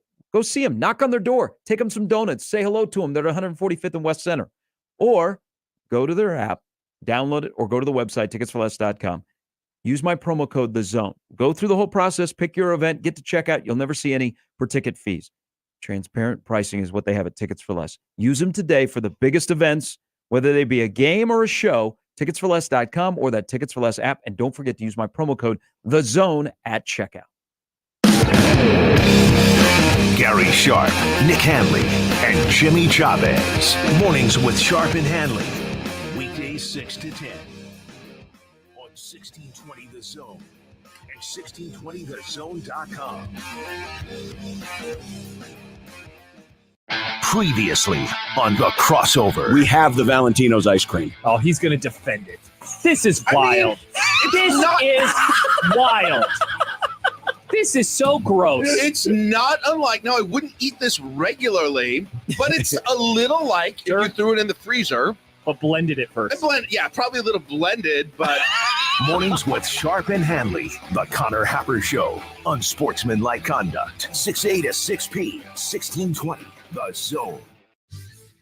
Your Omaha area forecast from the Godfather's Pizza Weather Center and KETV Newswatch 7 on 1620 The Zone. Big changes on the way Tuesday as a cold front moves through. Expect temperatures up around 50 in the morning and then plummeting through the afternoon as north winds gust up around 40 miles per hour. Temperatures will be in the upper 20s and low 30s by 5 o'clock. Then a chance for light snow after 6, a trace to half-inch possible in the metro. I'm meteorologist Sean Everson from KETV Newswatch 7. Blowout sale at Leach Camper Sales in Council Bluffs. And don't forget, coffee's always on. 1620, The Zone. Traffic. From the Pyramid Roofing Time-Saving Traffic Center. The earlier accident, I-80 westbound at 72nd Street, exit 449, still impacting that exit ramp. Left lane still blocked, causing stop-and-go traffic back to 42nd Street. Traffic lanes on I-80 westbound are open. It is the exit ramp that is affected at this time. Do be aware of that if you will be approaching soon. Stay safe and wear that seatbelt. I'm Peter Krenzer. Time-Saving Traffic is brought to you by Pyramid Roofing. If you've seen the white trucks with Rufus the Spotted Dog, then you know about Pyramid Roofing. Spring's almost here. Replace your siding, windows, roof, or gutters. Call Pyramid Roofing at 402-502-9300 or visit PyramidRoof.com. Never settle for less. Everyone knows that 42 Degrees is the only place to get premium e-juice and disposables. You know that's right. And now they're all on sale. Premium disposables like Tyson's, Rodman, Geek Bar Pulse, and premium e-juice like Monster, Coastal Clouds, and Aqua are all buy one, get one half off. Or maybe buy 6 and get half off 6 more. Oh, yeah. It's the perfect time to stock up. 42 Degrees, your destination for top-tier cannabis, second-to-none product selection, and exceptional service. By your mom's house. Are you a delivery driver looking for a better job opportunity? Host Coffee is a local family-owned coffee, water, and vending company that has been in business since 1972. We are growing, and we now have openings for delivery drivers and other positions starting at $22 an hour with full benefits. If you're interested, visit hostcoffee.net/careers to connect with us. Host Coffee is always roasting something good for you. This year, Dell Technologies wants to help you do amazing things with their best tech. For a limited time only, save on select next-gen PCs like the XPS 13 Plus, powered by Intel Core processors, and more. Plus, curate your dream setup with great deals on select monitors, mice, and more must-have electronics and accessories. When you shop online at Dell.com/deals, you'll have access to leading-edge technology to match your forward-thinking spirit and free shipping on everything. Again, that's Dell.com/deals. Maverick baseball and softball are right around the corner. Get your season tickets today by calling 402-554-MAVS. This Thursday, the Omaha Maverick women's basketball team celebrates senior night as they take on St. Thomas at Baxter Arena. And don't miss the series finale as Maverick hockey plays NCHC rival North Dakota on March 8th and 9th. Let's pack the Baxter. Get your tickets now by calling the box office at 402-554-MAVS or by going to omavs.com/tigs. The Zone Inbox is brought to you by Equitable Bank. We take banking personally. Email me, Connor Happer, with the Connor Happer Show at Connor, CONNOR, at 1620thezone.com. Send me your love, your hate, and maybe a few hot takes. The Zone Inbox, presented by Equitable Bank. Cards issued by Sutton Bank and Celtic Bank, members FDIC. Terms and conditions apply. The needs of modern businesses are always changing, but corporate cards haven't evolved in decades. Until now. Meet Ramp, the all-in-one finance platform that combines corporate cards with spend management software. Ramp is the only card designed to actually help your business spend less, not more. With Ramp, you can set custom controls to stop out-of-policy spend before it even happens. And Ramp software even does expense reports for you. No more manual entries, no more chasing receipts. And with best-in-class accounting integrations, you'll close your books in days, not weeks. Ramp gives you better insights and a real-time view of all company spend, so you can stay focused on the big picture and build a healthier business. Join over 15,000 businesses who have switched to Ramp and start saving an average of 5%. Modern finance runs on Ramp. And now get $250 when you join Ramp. Just go to ramp.com/sports. That's RAMP.com/sports. Now back to mornings with Sharp and Handley on 1620 The Zone.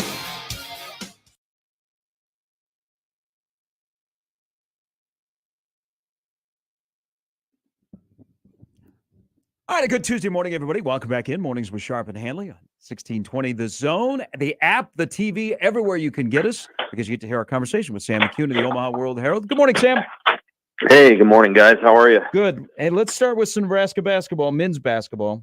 I want to go back a little bit here. Let's go back to the end of the 21-22 season.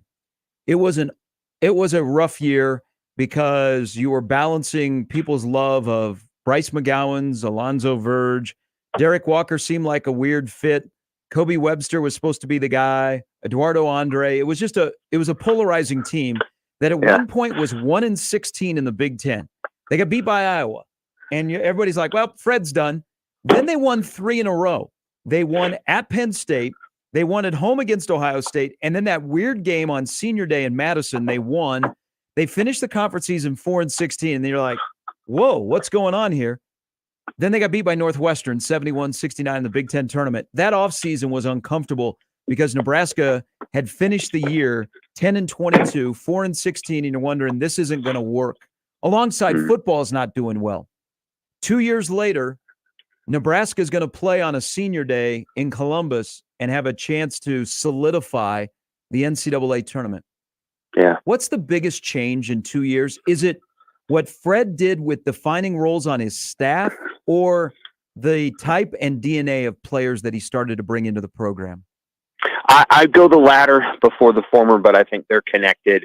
I think, he hired a staff. One, he hired a former head coach in Ernie, who I think has connected with the players. And I think Adam Howard's come in and done a lot of yeoman's work that, not that his previous staff didn't do that, but I just, I think, Adam Howard's done a nice job coming in, but I do think it's the players. Yeah.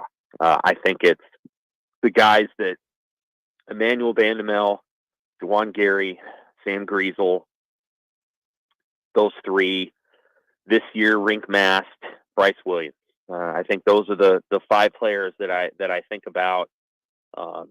They were added to the program. Derek Walker became a heck of a lot better, but I think you surrounded Derek Walker with players who were of the same mind as he was, and I think that helped him. So all 5 of those guys are transfers.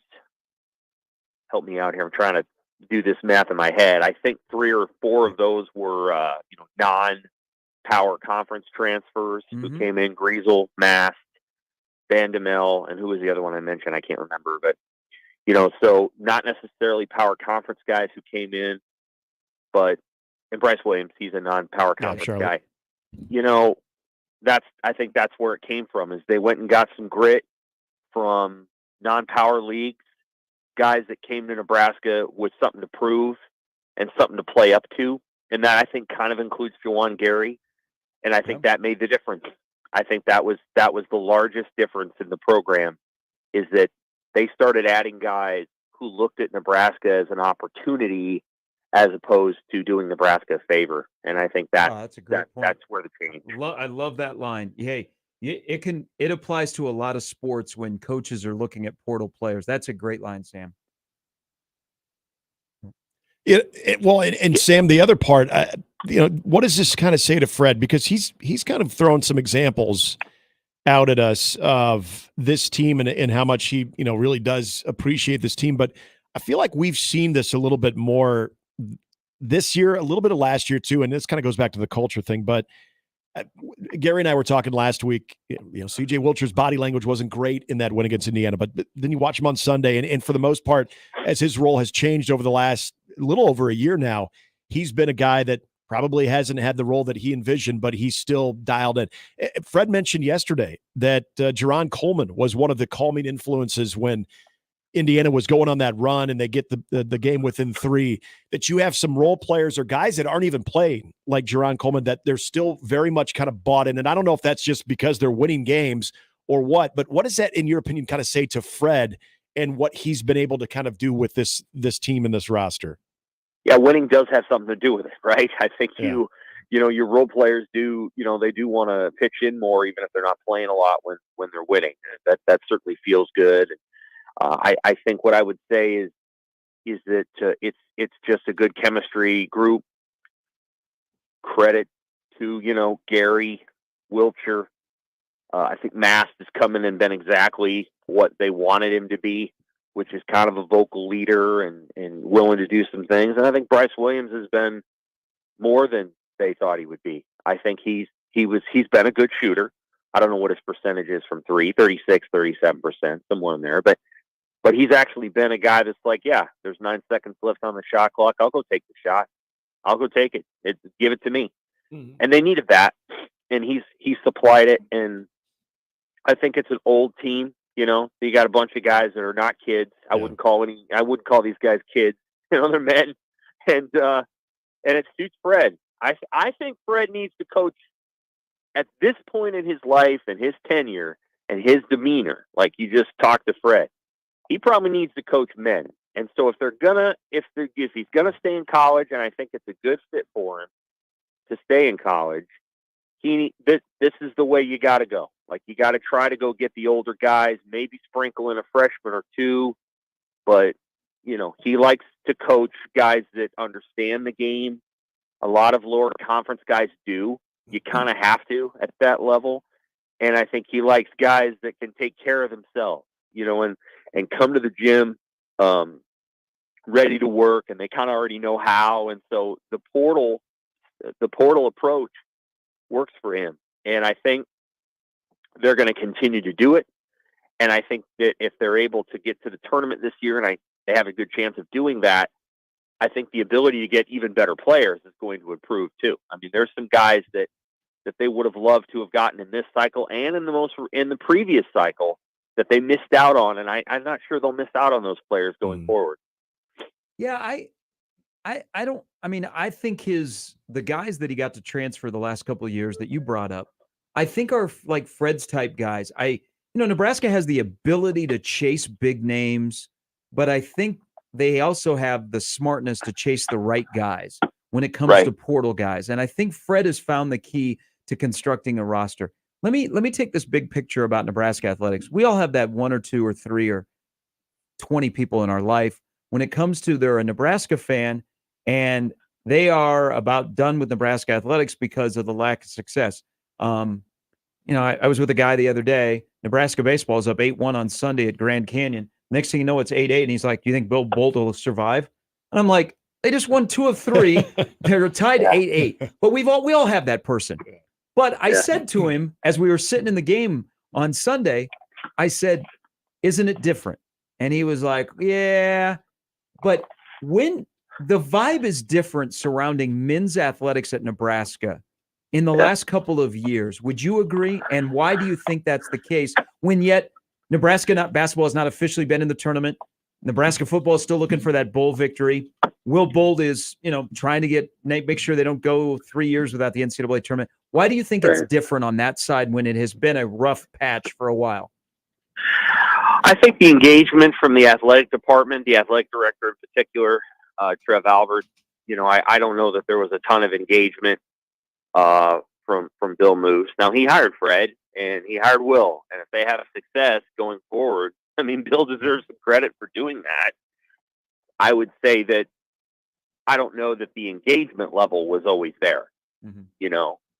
I think Trev has, I think the conversations about let's win is something he's willing to say and have. And I think there's a balance that he's comfortable with striking related to, hey, let's improve, let's have a really good student athlete experience, but winning enhances the student experience. And I think that's an area where, Nebraska's maybe turned a corner, and that, Matt Rule does change things a little bit. He's around a lot. He's engaging. He wants to be. He understands the role of a football coach on campus. And not everybody's like this, but like some football coaches are like, listen, I want to coach football. I kind of want to be left alone. I'm going to make a beeline from my office to my house, from my house to my office, and we're going to win some games. But people aren't going to know me because my job's really hard. Matt Rule's not going to be that way. He's going to be, the guy that's sitting out there, at the dunk contest. He's going to be, engaged. Now, he doesn't get on the mic every other day like Bruce Pearl used to do at Tennessee or whoever.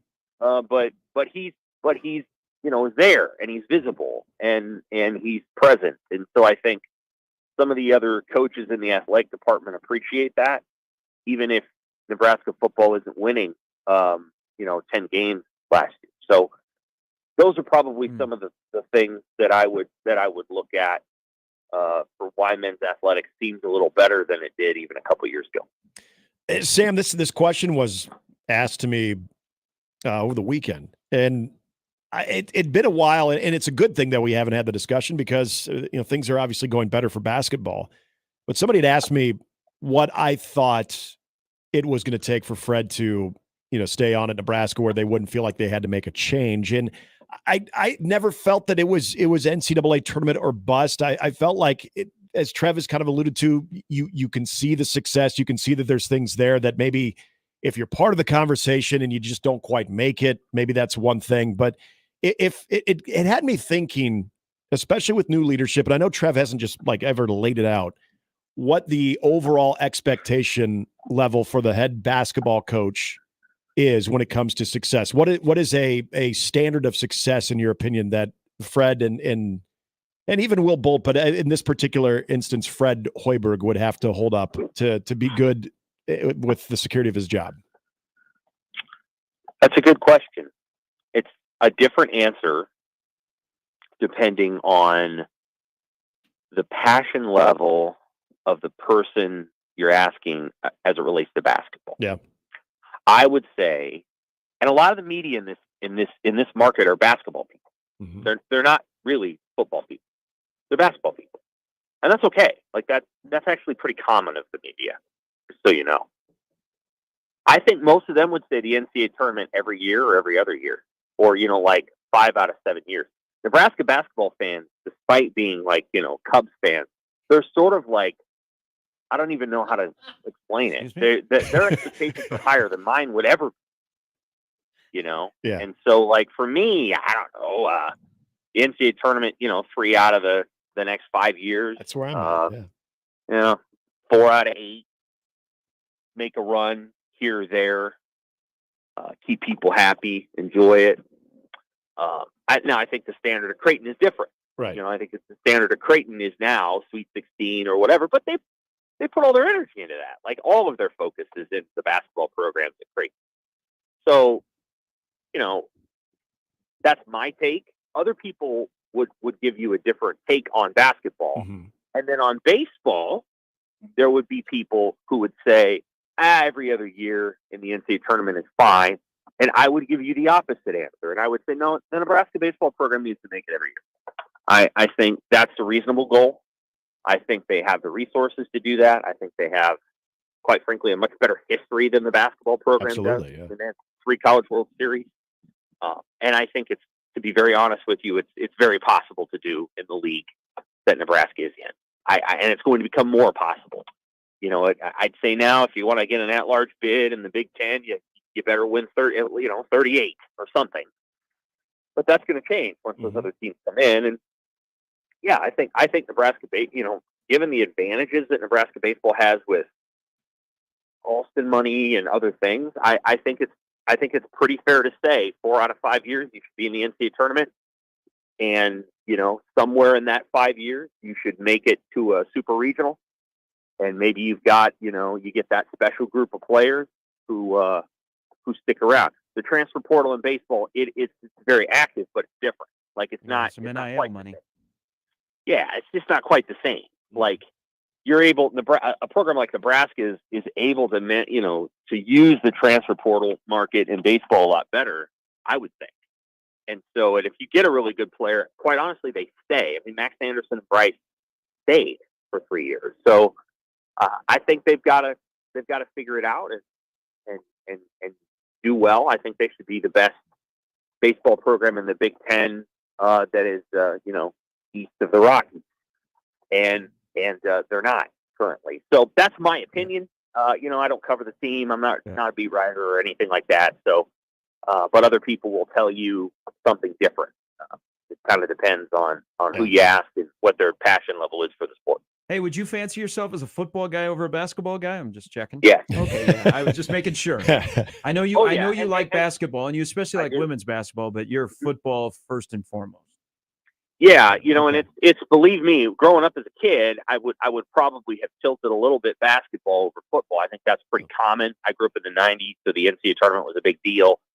And I'm not saying that like people should be one thing or another. I'm saying that like the best high school state tournament is basketball. Let's be honest. I mean, football is fun, but in high school, but the state tournament in basketball is what you think about, and going down there and having fun and all those things. And a basketball game does have an inherent, excitement to it because you're exposed to the crowd and you're right there and you're sort of moving along with the emotions of the moment. It is more exciting than a football game. I just like football because I like the systemic aspect of it. So like, so much goes into 1 week, so much goes into one play. And, I love the turmoil the inner turmoil that creates people. Yeah. Hey, let's shift to football real quick. Yeah. And part of Sunday is they had the dunk contest, and people got to see the athleticism of Jeremiah Charles, where Nebraska actually fell in love with Jeremiah Charles at a basketball game when they were recruiting him. He's a guy that came here as a wide receiver. They moved to defensive back. Nebraska they were losing wide receivers right and left last year, and we're like, why did they move him and Bryce Turner to defensive back? Well, now you hear coaches talking, and they'll bring up Jeremiah Charles, they'll bring up Bly Hill, the transfer, and they're like, these guys have a future. And now people are like, all right, Jeremiah Charles. You already know what they think of Tommy Hill. You already know what they think of Isaac Gifford. You already know what they think of a healthy Deshaun Singleton. Everywhere you go in Lincoln, you see the Buford brothers together. And all I can think about watching Jeremiah Charles is Malcolm Hartzog. Sam, what has to happen this spring and into the fall for Malcolm Hartzog, who now is an older guy in this program when we raved about him as a freshman? Great question. I think that's settle on a position for Malcolm. Is that going to be safety? Is that going to be corner? Where is he going to play? He's got some similar skill sets to DiCaprio Bootle, who could kind of play both of those spots. I would say that, Malcolm's got to be a guy that, is he a rotational guy? Is he your number one corner athletically? Probably can be Tommy Hill. I think that Tommy's got to be consistent in that regard. But he can be athletically your number one corner for sure. And then I think, Malcolm's a guy that got to keep coming as a coverage guy. He had a stinger when he was a freshman, and by that I mean a positive thing. He had sort of the scorpion stinger. He was a playmaker. I thought last year maybe a little less so, and so continuing to stay aggressive as a player and confident. I think their secondary is going to be pretty good. It does. I mean, Bly Hill's development is important, as is Mario Buford. I think he's an important player in that conversation too. They need to have 4 corners. I think right now they probably feel good about 2. They'd prefer to have 4. I think their safety situation should be pretty good. So their secondary should be real nice next year for one more year. And then I think, then you got to sort of restock and reload. Yeah, and the Malcolm Hartzog part of it that Gary brings up too, and I don't know if maybe you know more about this. I'm just curious if he is spending all of his time. I know they like to cross-train. I know it's sort of a positionless defense, especially in the secondary. They want him to cross-train. But I believe Malcolm Hartzog even said last year that he felt like his natural position was safety. In your opinion, Sam, is this spring kind of indicative of if he's spending more time at one place than the other? Maybe if he is spending more time at corner, that actually ultimately benefits him, where we see improvement from that standpoint? I think that ideally they would probably love to play Malcolm Hartzog at safety. Yeah. Yeah, I think now, again, in an ideal world, all of your corners are 6 foot or taller. Mm-hmm. All of them play like they're 5'10". And by that I mean they get inside the pads of the receivers. All of them can run stride for stride, and all of them can play, the short route. There's a lot of things that Malcolm does really well. He's 5'9". In the Big Ten, there's going to be teams that run fade routes and do other things, and we don't need to get into the weeds, but the reality is, if Bly Hill is really good, he's 6'2". Tommy's about 6 foot. And then, I would say that Mario, even though he's a little shorter than 6 foot, is a take in the Nick Saban lexicon because he's an athlete plus, and so he probably plays up a little bit in his, even though I don't think he's 6 foot. So I think in an ideal world they would love to put him just like Marquise Buford is at safety, also at safety. When you're back there, you can see kind of everything. They know the defense. Malcolm's good in run support. He comes up really well. Isaac's not the tallest guy either. He's probably 6, 5'11", 6 foot, maybe 6'1". So I think they would love to have corners, and then I think they'd love to have a slot corner, right, who they can put inside and in the box corner, who is preferably 6'1", and is able to make plays there too. So everybody's always looking for this stuff. Like, that's ideally what you want across the board, are tall, long defensive backs who just take away anything deep, and they know technique well enough to be able to take away the short stuff too. And I'm not saying Nebraska's defense is going to be 09 or 2010. I do think they're going to be flexible and athletic enough to take away a lot of routes. And once you start doing that, then you're making it really hard on a team to score. Yep, I agree. Sam, as always, we appreciate the conversation. Have a great week. Take care. That's Sam McEwen of the World Herald. Tim Krueger, our bracketologist, with the latest bracket that is out. Going to be out a little bit later this morning on stadium.com. He'll join us. Where is Creighton? Where is Nebraska? We'll check in with TK Brackets coming up after the top of the hour, 1620 The Zone. Hey, if you are starting to look at your brackets and your enthusiasm about where Nebraska or Creighton are going to be, or if you are going to have Houston or UConn win the national title, and your enthusiasm just is not there where it should be, and you don't feel the madness, you actually feel sadness, and it's not even March yet, and you look at your gut and you realize, man, I'm gaining some weight, okay? We might be gaining with the net rankings, but I'm gaining on my waistline. I'm bloated. I got lack of lean muscle. That tone that I used to be easy to get rid of, I can't. It's like extra baggage. It's like Fred Hoiberg's first 3 years. He had all kinds of extra baggage. You know what? Fred probably needed Trev. You probably need mentality to take care of all of those issues that plague you. Men, let's be at our best, because we're about to enter one of the greatest months of sports, and mentality doesn't want you to have low T. They want you to be given high fives. And you know what? You can take care of it today. Go to their website for more information on how you can take care of low T. Their FDA-approved testosterone treatment with the board-certified physicians. They can work with you. Go to lowtusa.com. They are local. They got a local healthcare facility. And when you go see them, their physicians, they're going to provide a complete physical exam. Now, they're not going to put you through the same things that the guys are going to go through at the combine in Indianapolis. You don't have to worry about that. You're not going to go out back and run a 40 for them or run a 10-yard shuttle. But you know what? You're going to have a physical. Then they're going to consult with you. They're going to show you the complete blood panel and the results on your very first visit to help you get back to where you can enjoy March Madness. Do it with mentality today. Go to their website at lowtusa.com. Mornings with Sharp and Handley returns in minutes on 1620 The Zone. Omaha's most listened to all sports radio station. Again and again and again. 1620 The Zone.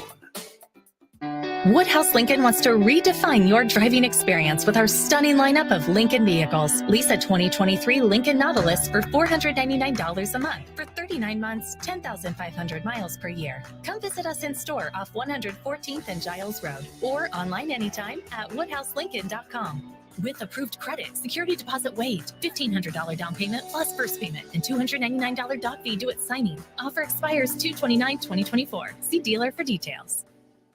The Zone Hotline is powered by 42 Degrees, The Source, by your mom's house. In school sports, it's easy to see the wins, the moments that make headlines. But there's so much work that goes unseen for any of it to happen. My name is Phil Risen, and I'm the Executive Director of the National Interscholastic Athletic Administrators Association. Throughout the country, athletic administrators dedicate countless hours to making life-changing opportunities possible for student athletes through sports. Their sacrifice is fueled by the belief that every student can grow and deserves their time to shine. On behalf of the NIAAA, We want to thank every athletic administrator for your tireless dedication to providing 7.8 million students across the country a path to a better future. This message presented by the NIAAA, the National Interscholastic Athletic Administrators Association. The Omaha Mavericks men's basketball team has reached the final game of the regular season, and it's a big one in St. Paul on Thursday night. Hi, everybody. I'm Gary Sharp. Join me on News Talk 1290 Coil for the play-by-play beginning at 6:30 with the pregame show, 7 o'clock tip-off from St. Paul, Minnesota for Omaha and St. Thomas. The world's largest sports book in Las Vegas is available right at your fingertips in Iowa. The Circa Sports Iowa app is sports betting the way it should be. Bet anywhere in Iowa and experience high betting limits, tight money line splits, and exceptional customer service. Download your new bookie today.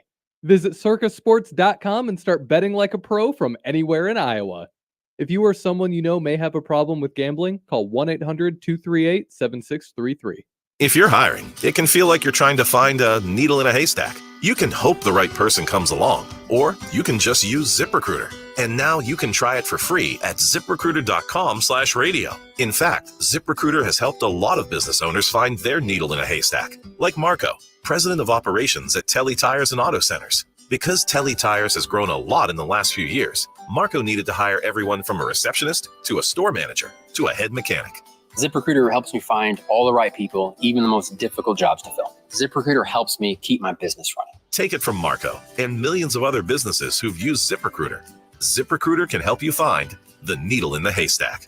See why 4 out of 5 employers who post a job on ZipRecruiter get a quality candidate within the first day. And right now, you can try ZipRecruiter for free. That's right, free at ZipRecruiter.com/radio. That's ZipRecruiter.com/RADIO. ZipRecruiter.com/radio. ZipRecruiter, the smartest way to hire. 1620 The Zone at 1620thezone.com. And we're back. Mornings with Sharp and Handley. Here's Gary, Nick, and Jimmy on 1620 The Zone. I got a question here about names. So back in the day when I was living in Lincoln, working at KLAN, I did a lot of high school basketball. And so back then, Lincoln Northeast was a juggernaut. You know, it was Northeast and Southeast in the capital city. And you had Rick Kalura at Northeast, and you had the Moatses. You had Greg Gerlach. I'm trying to think who else. Hahn. Yep. That's. You had Alden Mason. You had Helmstetter. Yep. I mean, Northeast. That was like Northeast royalty. I lived in right South Lincoln, and some of those guys lived near me, but they were going to Northeast. But I didn't even think about it then. Did you cover Southeast? And they had like J.R. Edwards. Oh yeah. Ty Good. That was like in the heyday of it was. Lincoln High School basketball. Anytime they'd come to Millard and they'd play a couple home games, it was like a huge deal. You'd have 4 high schools, so it was, and you play like the city games of Pershing. So I was all in on the Lincoln High School basketball scene, but got to know the Moatses, of course, the late Jerry, but Jeff. I hired Jeff at Broadcast House. Bishop and I hired Jeff, and so now Jeff's awesome, doing great things. Lincoln Prep Sports does a lot of stuff for KFOR down in Lincoln. Still looks like his brother. Jimmy, who played at Creighton and has turned out to be a really good high school basketball coach in a couple of different spots in Nebraska, now is at Norris, which is an ideal place to be. It's like being a head coach at an Elkhorn school or a Gretna school. Right. You're a bedroom community for Lincoln. Yes. So once again, Norris is going to the state basketball tournament, and Jimmy's a great coach. Yeah. But I'm reading the article in the Journal Star this morning. They refer to him as Jim. What? No, he's Jimmy. I think once you're a Jimmy, you can never be a Jim, right, Jimmy? That's what I've said. Yeah. Now, let's go to the expert in the room. Can he go to James? No. I used to get asked that even in kindergarten. Is your name James? I don't know who the hell James is. That was my actual answer as a 5-year-old. So I looked at the byline. It wasn't Baz, and it was like one that I didn't recognize. So I don't know if they just thought you called him Jim. Yeah. But I will never in my life call Jimmy Moats Jim Moats. No. It's either Jimmy or Moatsy. Yeah, he's going to be Jimmy forever. Yes. It should be. That's what I tell people. They had people wanting me to change my name in school, and I was like, no, my dad is Jim. Jimmy. That was the whole thing with Mitchell Trubisky, too. His mom said, no, don't call him Mitch. He's Mitchell. He's always gone by Mitchell. Now, my other question about Norris, and I don't expect either one of you guys to be able to answer this. When do they run out of Bozigers? Oh, that I don't know. I can find out. You know how like certain schools have like a name? They may not they're in some way they're all related. Yeah. But it's like a familiar name at a particular high school, Yes. especially small high schools. Yeah. Like at Norris, the Bozigers. Like Maisie is at Nebraska playing volleyball. There's I don't know if it's a younger brother that's a pretty good player on the basketball It's team. like the Bellevue West Dotzlers. Yes. Yeah. They may not all be like brother and sister, but they're related. Yeah. I think at Norris, they will never run out of Bozigers. Yeah. That's that was when I was in Columbus in a lot of the smaller schools, that's where you would notice certain names are like, okay, a brother, and they're like, no, cousin, or second cousin. And be in like one would be in like David City, the other would be like in Humphrey. And so they'd all be like in a certain proximity, like near each other, but not always even in the same like town. You ever But get 5 on the floor with the same last name? no, that would be happened to me awesome. once. Really? Yeah. Well, in some Wow, small that would be towns, pretty some cool. small towns, you'll get like a couple of brothers and then maybe cousins. Yeah. Where you'll have like 3 or 4 guys on the floor at the same time have the same last name. That would be so cool. I've never done that. I feel like if you do It that, then wasn't you cool need to, when I was doing my boards. you go to the casino later on, and I feel like that's a sign of a good night. That's like getting all sevens. That's a good luck charm. All right. So if anybody knows how many like Bozigers are left and how many are currently at Norris And the pipeline. I need to look at the box score from that game because I'm guessing there's probably more than one that are playing on the boys basketball team at Norris. I just remember one of the first names I remember from Norris when I was coaching in baseball. They had a Tebow. Yeah. They had a big dude. He played football. I don't know if he played basketball. Did you say Tebow or Tebow like Mike Tebow? No, it was it was Tim Tebow's spelled like spelling? Tebow. Yeah. Was his name Jim? I don't even remember his first name. I just remember he pitched. He was a big dude. He had to have played offensive lineman because he was a large man. Maybe he played basketball too. Texter Bernie reminds us that Jimmy Moats' first head coaching job was the freshman coach at Prep. Oh yeah, and then he went to Sterling, and then Columbus, and then he was smart and he went to Norris. Yeah, to get the family closer to Lincoln. Oh, great family. Jerry was awesome. When we were all working together at Broadcast House, went to Jeff got married. Yeah, Jeff's got a big family. Got married in the fire hall on West O. It was awesome. It was like all of Northeast Lincoln was there. I was like, I am protected. These are my people. But congratulations to Jimmy. Yes, Moats Jimmy. And everybody else that punched their ticket last night. More high school basketball district finals tonight. Some really good games in the Metro if you could make it out. Tim Krueger is in the green room. He'll join us coming up next. He has made a move with Nebraska. Look at that, a Creighton guy giving Nebraska some love. He's impressed. His bracket has been adjusted. And as I said, Nebraska's played themselves right now out of Omaha. Why? I'll let TK Brackets tell you coming up next on 1620 The Zone. Mornings with Sharp and Handley on 1620 The Zone and 1620thezone.com with Gary Sharp and Nick Handley.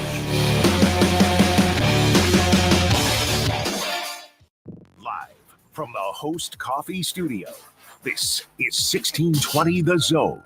1620 The Zone. Traffic. From the Pyramid Roofing Time-Saving Traffic Center. Do be aware the I-80 westbound off-ramp to 72nd Street, exit 449, still being impacted by that earlier accident. The left lane is blocked, and there is stop-and-go traffic back to I-480, exit 452. If you are taking this exit, stay right and proceed cautiously. No other accidents, slow-moving traffic, or obstructions to report at this time. Just stay safe and wear that seatbelt. I'm Peter Krenzer. This time-saving traffic is brought to you by Saul's Jewelry and Loan. What does Saul's loan on? Almost everything, like jewelry, gold chains, bracelets, earrings, wedding rings, and high-end watches, guns, electronics, $10 to $50,000, super fast and easy with no credit check. Saul's loans on almost everything. It's the most time-honored tradition to start the weekend, grabbing a cold one from a local Nebraska brewery. Let's be real here. It's cold outside, and you don't want to drink the same boring beer as those Hawkeye fans. Drink Nebraska brewed beer, cider, or seltzers instead. Each week, we're putting the spotlight on a unique Nebraska brewery with One Beer Friday. Share your brew on social media with the hashtag One Beer Friday, and you'll be entered to win a $25 gift card to a local Nebraska brewery. Nebraska is the good life with great beer. Click nebraska.beer to learn more. If you're looking for a safe and reliable vehicle to get you through all types of winter weather and more, Baxter Subaru has you covered. Symmetrical all-wheel drive comes standard on nearly all Subaru models and provides you better traction, improved stability, and maximized performance on wet and snowy roads. So hop in the driver's seat of a new Outback, Forester, or Crosstrek now at Baxter Subaru Omaha. Shop our great sales and service deals now during the Subaru A Lot to Love event at BaxterSubaruOmaha.com. I can't believe tax season is here already. Look at all this info I have to enter. Phil's small accounting firm is growing in numbers. Why didn't I take that typing class in high school? A data entry specialist could really help him in a crunch. I got blisters on my fingers. Indeed can help him hire great people fast. I need Indeed. Indeed you do. You can schedule and conduct virtual interviews all from your employer dashboard. Visit Indeed.com/credit and get $75 towards your first sponsored job. Terms and conditions apply.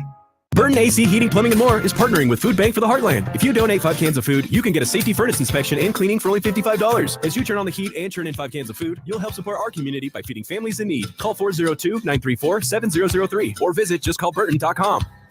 Looking for a sweet treat that will transport you back into time? Look no further than Ted and Wally's. With 2 convenient locations in Benson and the Old Market, it's the perfect place to satisfy your cravings. Whether you're downtown or in Benson, make sure to stop in. And if you're catching a basketball game, why not indulge in a delicious dessert afterwards? With over 3,000 flavors to choose from, there's something for everyone. Don't forget to check out our social media for daily flavors. Ted and Wally's, serving up nostalgia at its finest for over 35 years. Visit tedandwallys.com for more information. Tickets for less. Best seats, best prices, no service fees. Shop ticketsforless.com. KOZN Bellevue, Omaha, Council Bluffs. This is 1620 The Zone. And we're back. Mornings with Sharp and Handley. Here's Gary, Nick, and Jimmy on 1620 The Zone.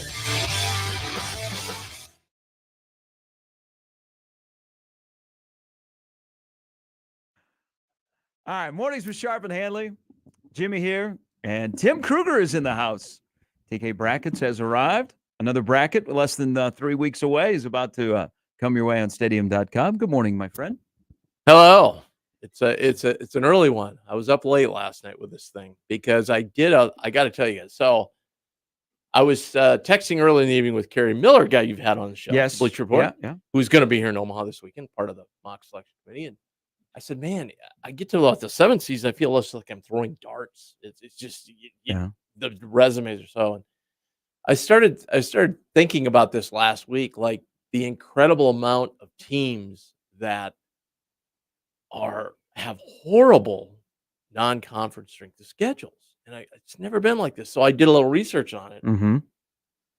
So there's roughly 360 teams. So if I always take 270 and below, that means you're in the worst 25% of the scheduling. And I went down through the top 50. There's 13 teams that fall in that category. So you're saying there's over 25% of your top 50 teams fall into the worst. Mm-hmm. I just checked back to last year, it was 6 to give you an idea. Whoops. Yeah. So what does that say about college basketball in general? That's not good. Doesn't say good and things. it's going to be, they're going to do the Matt Rule thing. They're just not going to play anybody. I mean, they're just, as the conferences get bigger, they're just going to say, you know what?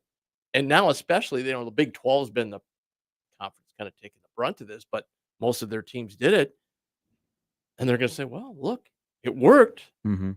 So that's going to hurt some of these MTEs and so forth. These schools just aren't going to play anybody now, which is sad because the way to fix it is, the committee is always like hammered people a little bit when they get to the 300 level, like either not getting in the field, but more likely to drop them a seed line or because of their well, when there's 13 out of 50, and they're thinking, if I wanted to do that in my bracket, I'd have 7 empty lines. I mean, it would be, so that's not going to work, but they're going to have to, I think that's the only way they're going to have to do it is start penalizing them a little harsher for having that non-conference. And the other thing is that the NCAA's got to step up and maybe turn that little dial they have in headquarters and make that non-conference maybe a little bit more of a factor and shut down those efficiencies So when a team blows another team out, they don't jump 10 spots in the net. Yeah,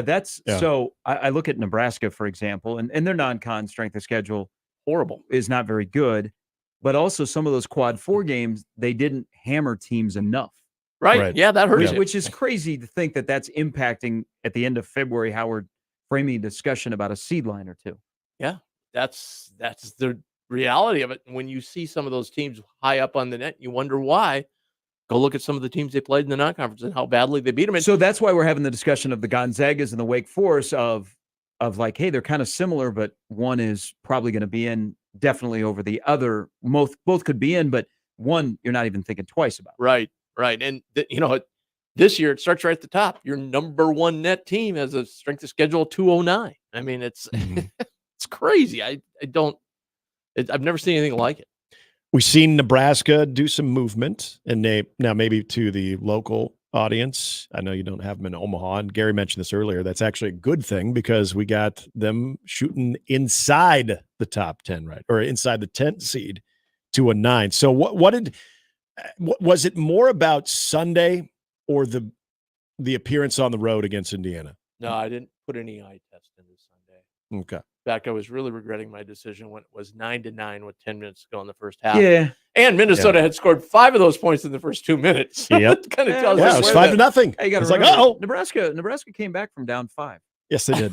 Yeah, they came back. Wow. But when Gary shoots the ball like that, yeah, they're going to be pretty tough. No, it's just teams around them. I think they were edging ever closer to that 9, and teams around them kind of lost, and haven't done very well. I mean, that whole last 10 teams have all struggled here lately. And, it's the other amazing thing about this year is teams that say we're in the playing game last bracket. They're not even in some of them, my last 8 out. Mm-hmm. I mean, they're just, it's flowing and ebbing so much. But, again, like if people have been asking me this, and I just say, they just got to keep doing what they're doing. They can lose another game or two. They're fine. So they've got Ohio State Thursday night, which is 66. They're on a juggernaut right now, man. They're screaming up my bracket. They're not in yet, but they're getting close. That'd make things interesting in Columbus. Then you have Rutgers, and then you have Michigan, and then you have one game possibly as a double bye, but you're playing on Thursday. So if they stay in the 9 range, Omaha's out of the picture because the number 1 seed is not coming here. Yep. But walk me through how you think they will look at Nebraska's non-con strength of schedule when they get in the room, when Nebraska's discussion comes up. How will that factor into where Nebraska is now? Because as you mentioned, you just got to keep winning. I agree with you. They don't really have any resume builders from here on out until maybe, fingers crossed, they get one in Minneapolis. Right. They have some high quality wins, and that, frankly, other teams just don't have. You've got Purdue, you've got Wisconsin, you got Michigan State. Those are all top 25 net teams. Now, they're all at home. That's the one thing that they will get penalized, quote unquote, with a little bit because they didn't really have any quality non-con or conference road wins. Kansas State would be their best road win right now, and they're not in the field. So that's I know this weekend we've got guys that weigh heavily on that, and I know that'll be brought up. Like, well, they haven't beat a team in the field on the road, but that's not going to hurt them because they've got enough other things. I mean, their Ken Palm's at 34, so they're in good shape. They're really in good shape. Sunday's result, and I don't think we talked a lot about Creighton of where their ceiling probably is and where their floor is, and it's kind of where they're at right now as far as maybe getting to a 3 eventually, but I know right now you have them as a 4. What was more impactful though? Was Sunday's game more about St. John's now all of a sudden putting themselves at least in the conversation with that win? Yes, I think so. Didn't seem to hurt them in the polls. Right. And I think basketball people know, number 1, you're playing St. John's in the Garden. Number 2, you're playing Rick Pitino. And, despite what we were saying a week ago, apparently Rick knows what the hell he's doing, right? apparently he knew he was just trying to motivate him, and they played well since then. You can't argue it. But yeah, they play that drop coverage, and St. John's hit those shots. They kind of did in Omaha too, but They're a bad matchup. St. John's could be 2-0 against Creighton. yeah, they're gonna have to reevaluate that, and I think St. John's isn't a great 3-point shooting team. I would maybe go under those ball screens and let them shoot some threes, or people said zone, but Creighton has a hard enough time offensive rebounding. They're not zone would not be good. So you have Creighton as a 4 right now, going to Pittsburgh, the number 1 4. So there is Marquette in play, which we're talking about geographic. You got them in Indianapolis. At one time, they were mentioned for Omaha. Is there any way for Creighton to make up the gap and get ahead of Marquette, where they would go to Indianapolis instead of going to Pittsburgh or somewhere else that is a little bit further away? It'd be tough now. They just don't have enough time. But there's a lot of games left. Marquette's got a pretty tough road ahead here, including Saturday here. Yeah, and then they got UConn too. So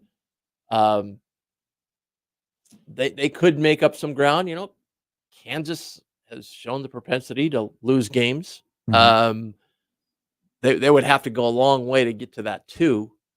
They were right on the edge. They beat St. John's, it would have probably been maybe 11th overall. Yeah. So that would have been solidly in the threes. So those threes can be overtook. Okay. You got Duke in there, Baylor.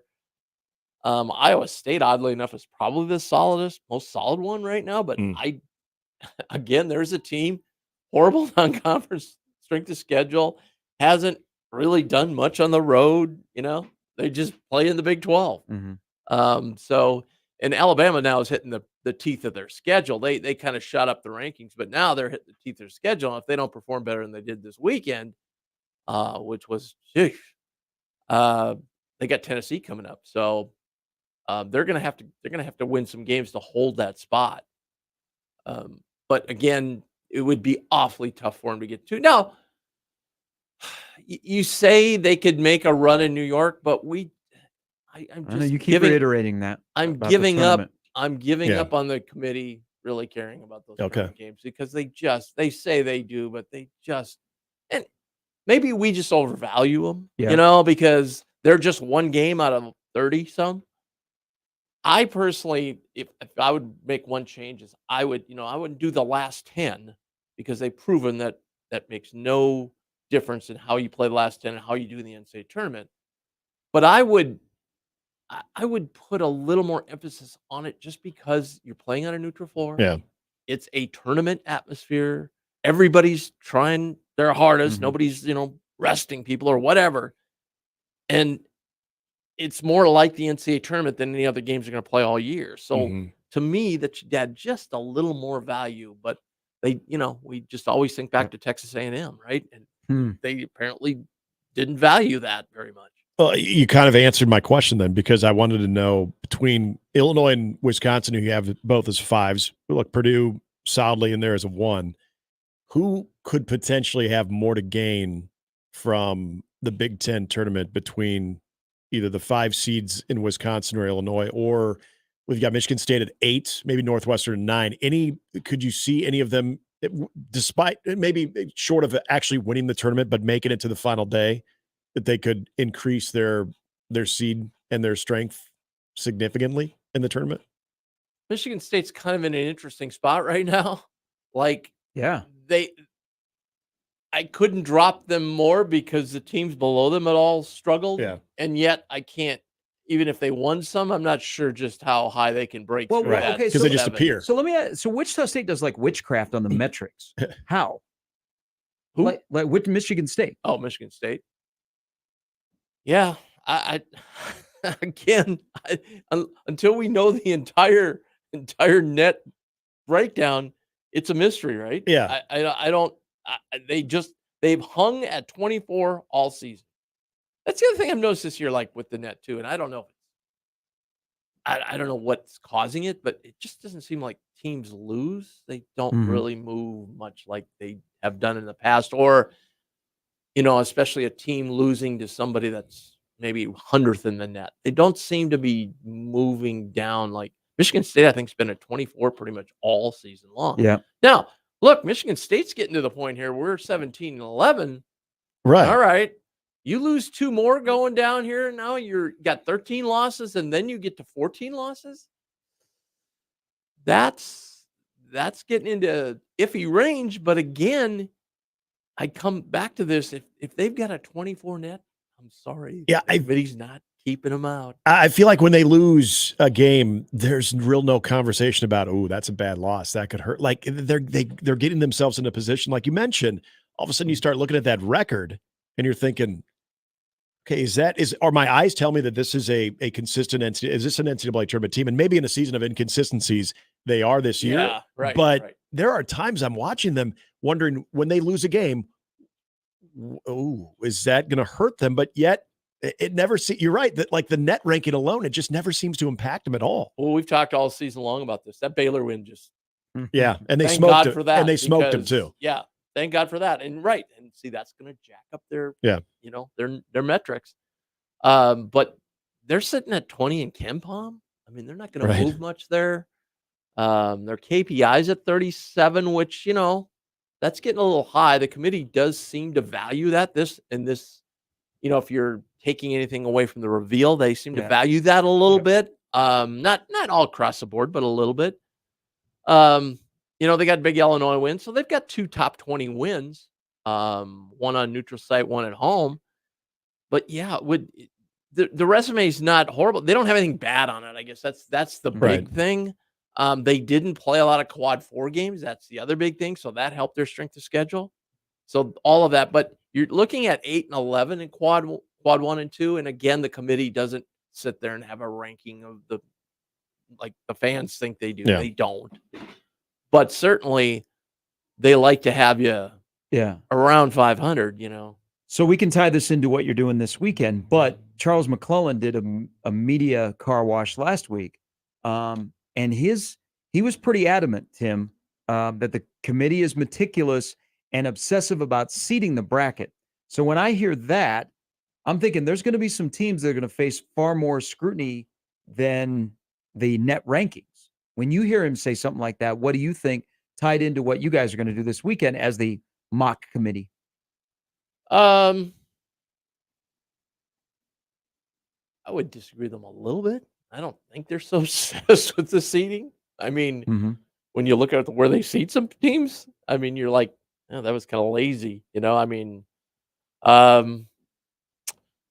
yeah, I mean, we're going to spend so we're sending in our list. They'll all be to me today, and our initial ballot. So but we have 6 members, so the team's got to be on the ballot 5 out of 6 to get in. We're going to probably end up with somewhere 26, 27 teams. So you got to realize we don't talk about those teams until we start seeding them. So I guess in that respect, there is more emphasis on the seeding. But another, again, I get back to that non-conference strength of schedule is something that,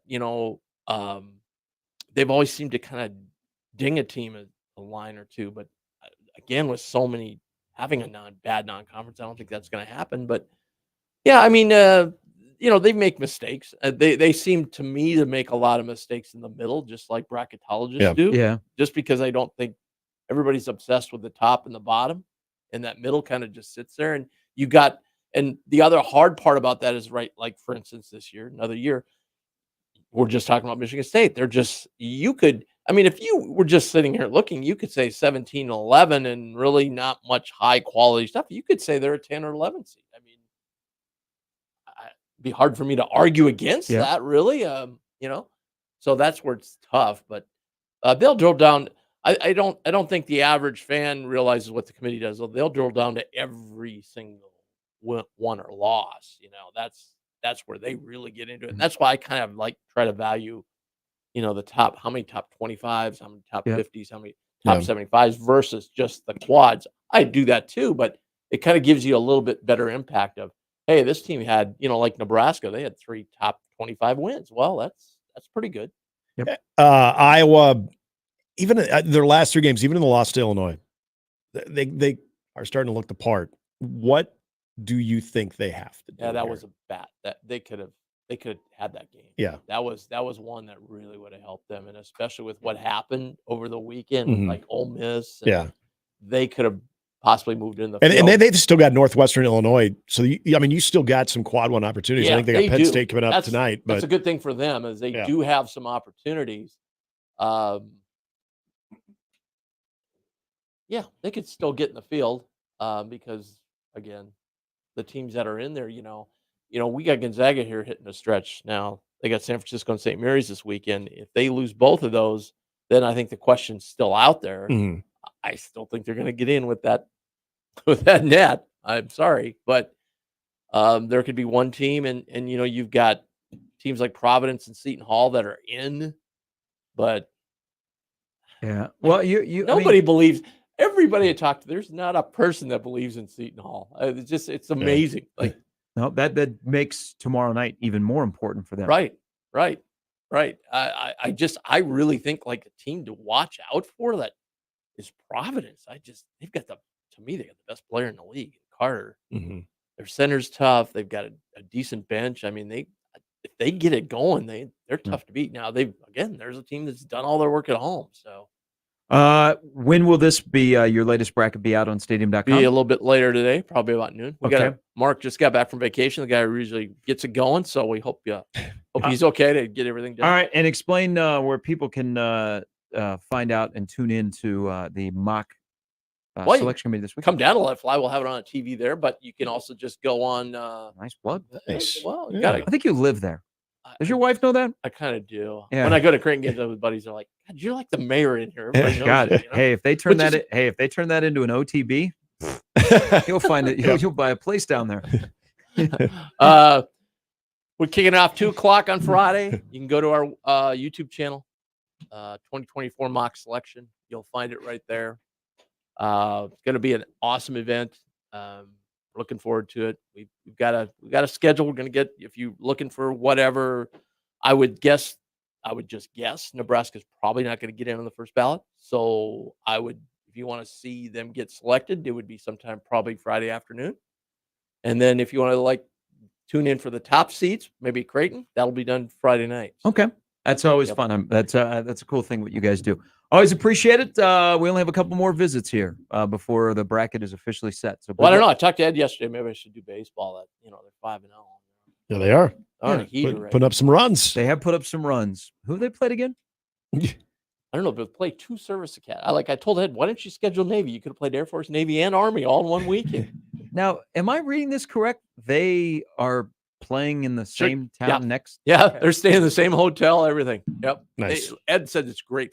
AAA facility. He said it's awesome. Oh, I watched the I think it was Alexo's dad. Alexo's dad was streaming the game this weekend. I saw that. So I watched it and I'm like, it's a beautiful place. Yeah. So he likes it down there. Ah, yeah. So it's better than Maryland. All right. Hey, thank you very much.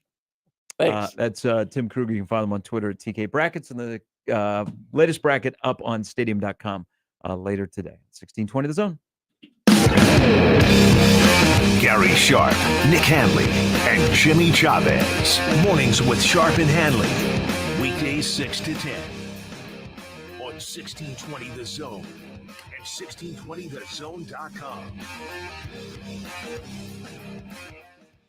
The Connor Happer Show. The first time I ever did the Mel Kiper Jr. impression on TV, as though it was part of the draft. They didn't announce it as a comedic bit or anything. He says his name all the time. He does say McShay. He does say McShay, but it's not as funny as saying Todd. And they kept going, Todd. Say your name over and over and over. Hit the T hard. Todd. Yeah, in a way, you've ruined all Todds. How do you feel about that? Oh, yeah. The Connor Happer Show. Weekdays from 10 to 2 on 1620 The Zone. Your Omaha area forecast from the Godfather's Pizza Weather Center and KETV News Watch 7 on 1620 The Zone.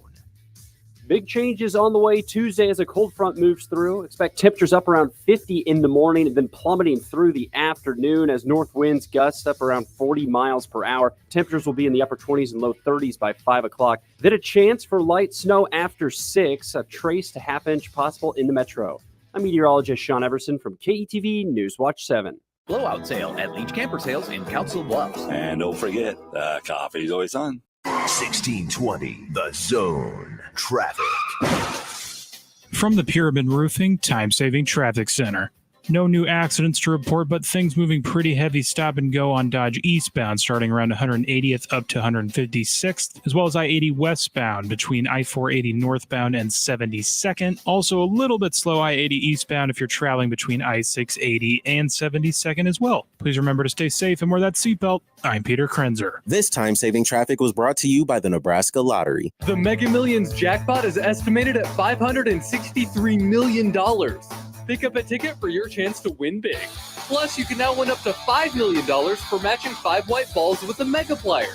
Play Mega Millions today. Must be 19. Please play responsibly.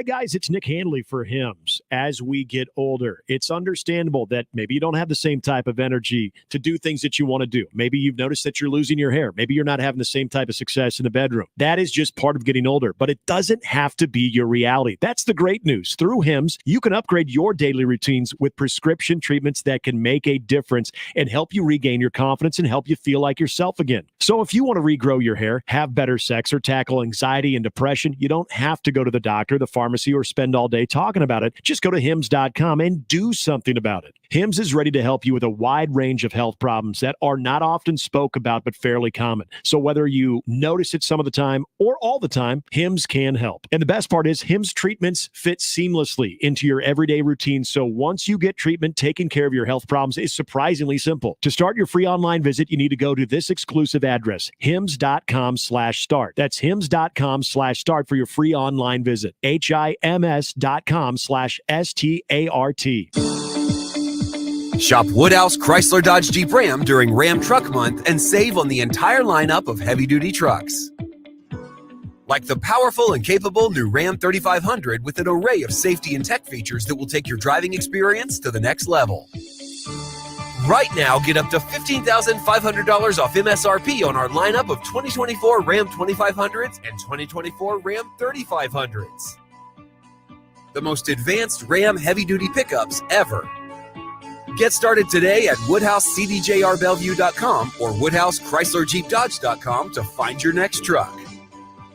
Based on standard and available features offered with approved credit, tax title license extra. Woodhouse discount of $3,644. Manufacturer incentive of $9,856. $1,000 for qualifying trade and $1,000 with finance through Chrysler Capital. $299 dock fee due at signing. Offer expires 2/29/24. See dealer for details. Your Creighton Blue Jays are home this Wednesday to take on Seton Hall at 8 p.m. for a bide night and a blue out. Limited tickets are still available for this primetime Wednesday night matchup and can be purchased in advance at gocreighton.com or in person at the CHI Health Center Omaha box office. Hey, Brianna, look at you, graduating already. Yeah, knocked out my gen eds in 2 years at MCC. And now you're off to finish my 4-year degree at the university. That was fast. I'll bet your mom loves that. We saved thousands in tuition. Now that's smart. That's Metropolitan Community College. Knock out your gen eds in 2 years before transferring to a 4-year university. Get started at mccneb.edu/me. Classes start March 7th. This is me at MCC. Imagine your food starts spoiling, your home starts getting colder, and you aren't able to charge your cell phone. Nothing's worse than losing power to your home. Burton AC, Heating, Plumbing, and More is here to help make sure your power stays on in your home, especially when you need it the most. Now, for a limited time, install a whole home generator and get a free cold weather kit. So regardless of the season, your home and family are always protected. Just call Burton today to schedule a free estimate 402-934-7003 or visit justcallburton.com. Restrictions apply. Call for details. Now back to mornings with Sharp and Handley on 1620 The Zone.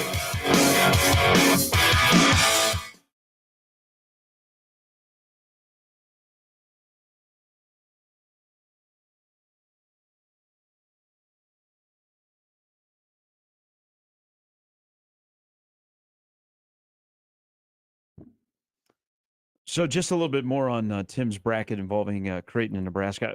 Purdue, Arizona, Houston, UConn are probably everybody's top four. Last four in: Gonzaga, Seton Hall, Wake Forest, TCU. Oh, God, they were brutal in the first half against Baylor last night. First four out: Utah, Texas A&M, who is sliding, Pitt, and Colorado. The ACC is, whew. Tim does have second 4 out. Ohio State, Memphis, who got a huge weekend, a much-needed weekend win over the weekend. Kansas State, who won again in overtime last night, and then Ole Miss. That'd be the second 4 out. So he has Nebraska going to Memphis as a 9 seed against Florida Atlantic, the darlings of college basketball last year. Dusty May and the Owls. That game would be played in Memphis. So if you'd like to drive down to the FedEx Forum, stay on Beale Street, look at the Ducks at the hotel. I can tell you where to go. Go to where you remember where Memphis used to play in the Pyramid? Mm-hmm. Yep. It's now a Bass Pro Shop. Yeah, Bass Pro Shop. No kidding. It looks like fun. I've seen pictures. Oh, wait, you were just down there for the bowl game. Yeah, not I that long got COVID ago, and too. everything. It was worth it. Week of sleep, rested.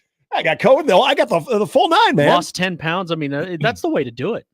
And my father-in-law lived in Memphis for like about a year. He was working out there for a little bit. But Memphis is a good place. That'd be a good place to go visit. I mean, I'd go back.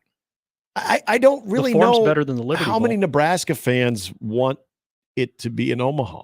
I don't think a lot of Nebraska fans, other than the convenience I got some factor. pushback yesterday Did when you? I said I don't want Nebraska here because it's going to be a CF.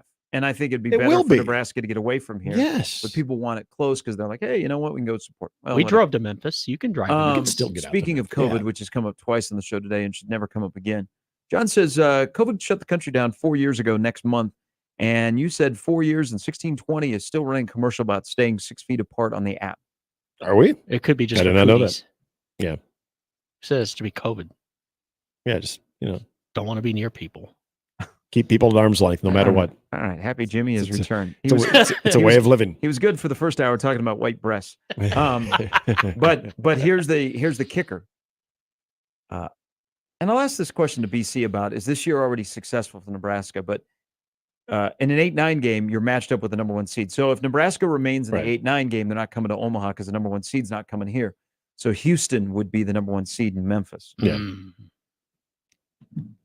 Well, at least Memphis is nice. The loser gets Dana Holgerson. Maybe that's what they've been waiting on.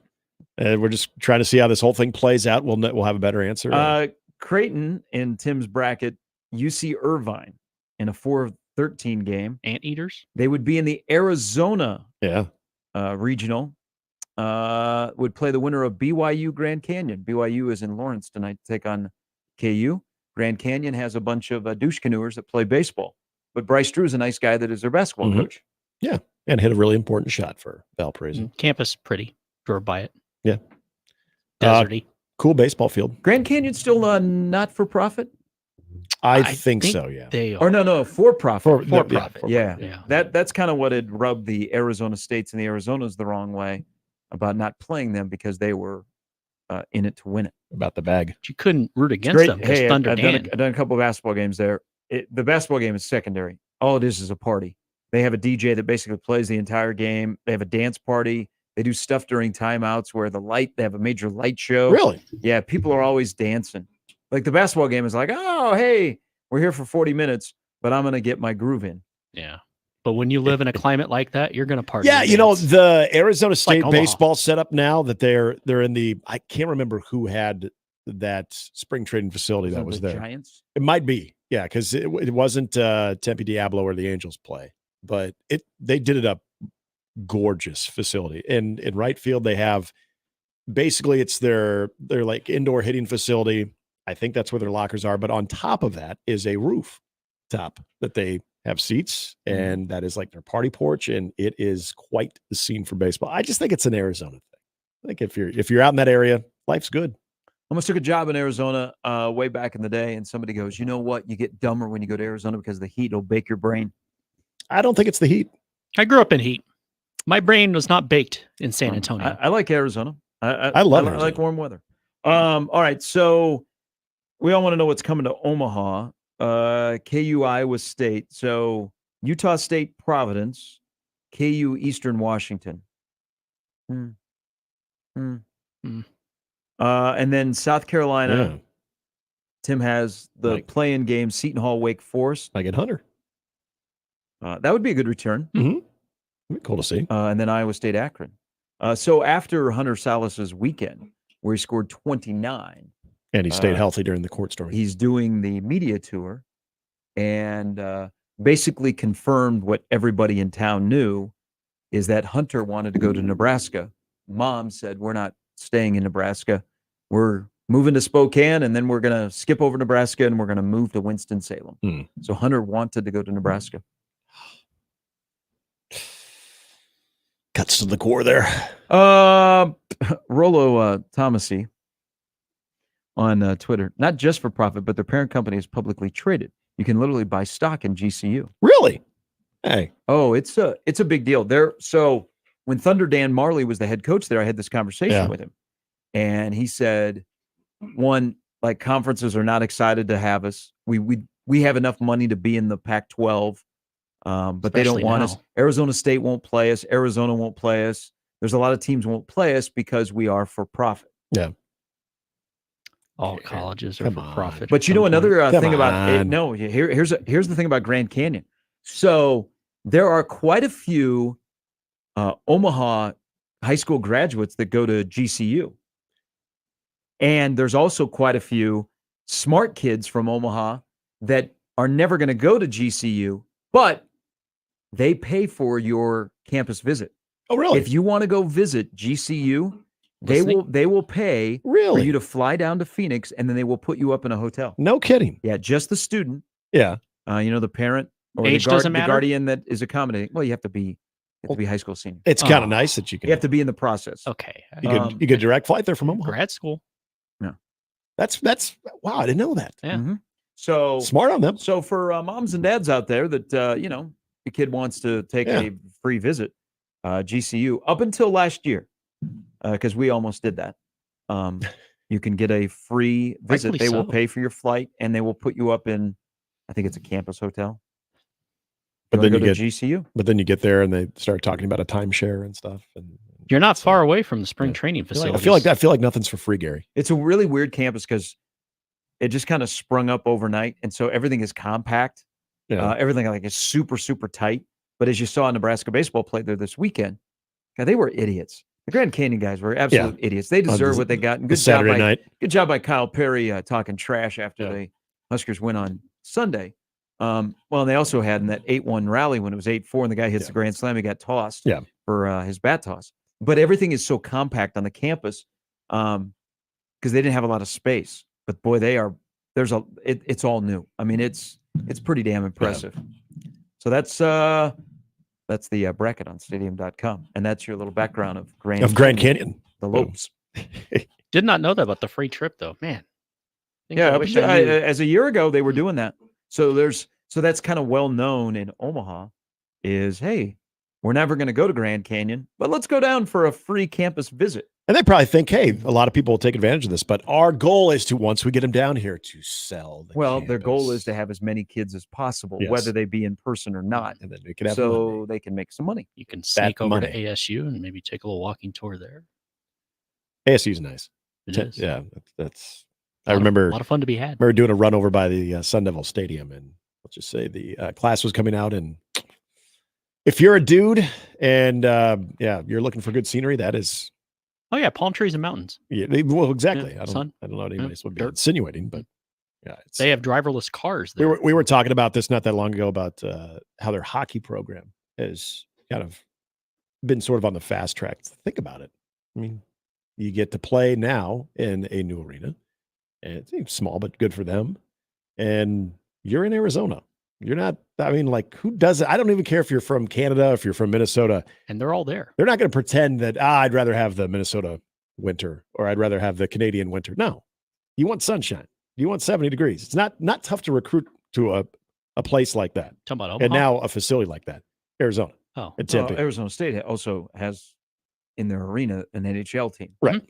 Which is still crazy. It is weird. They play in a small 6,000 seat arena. Yeah.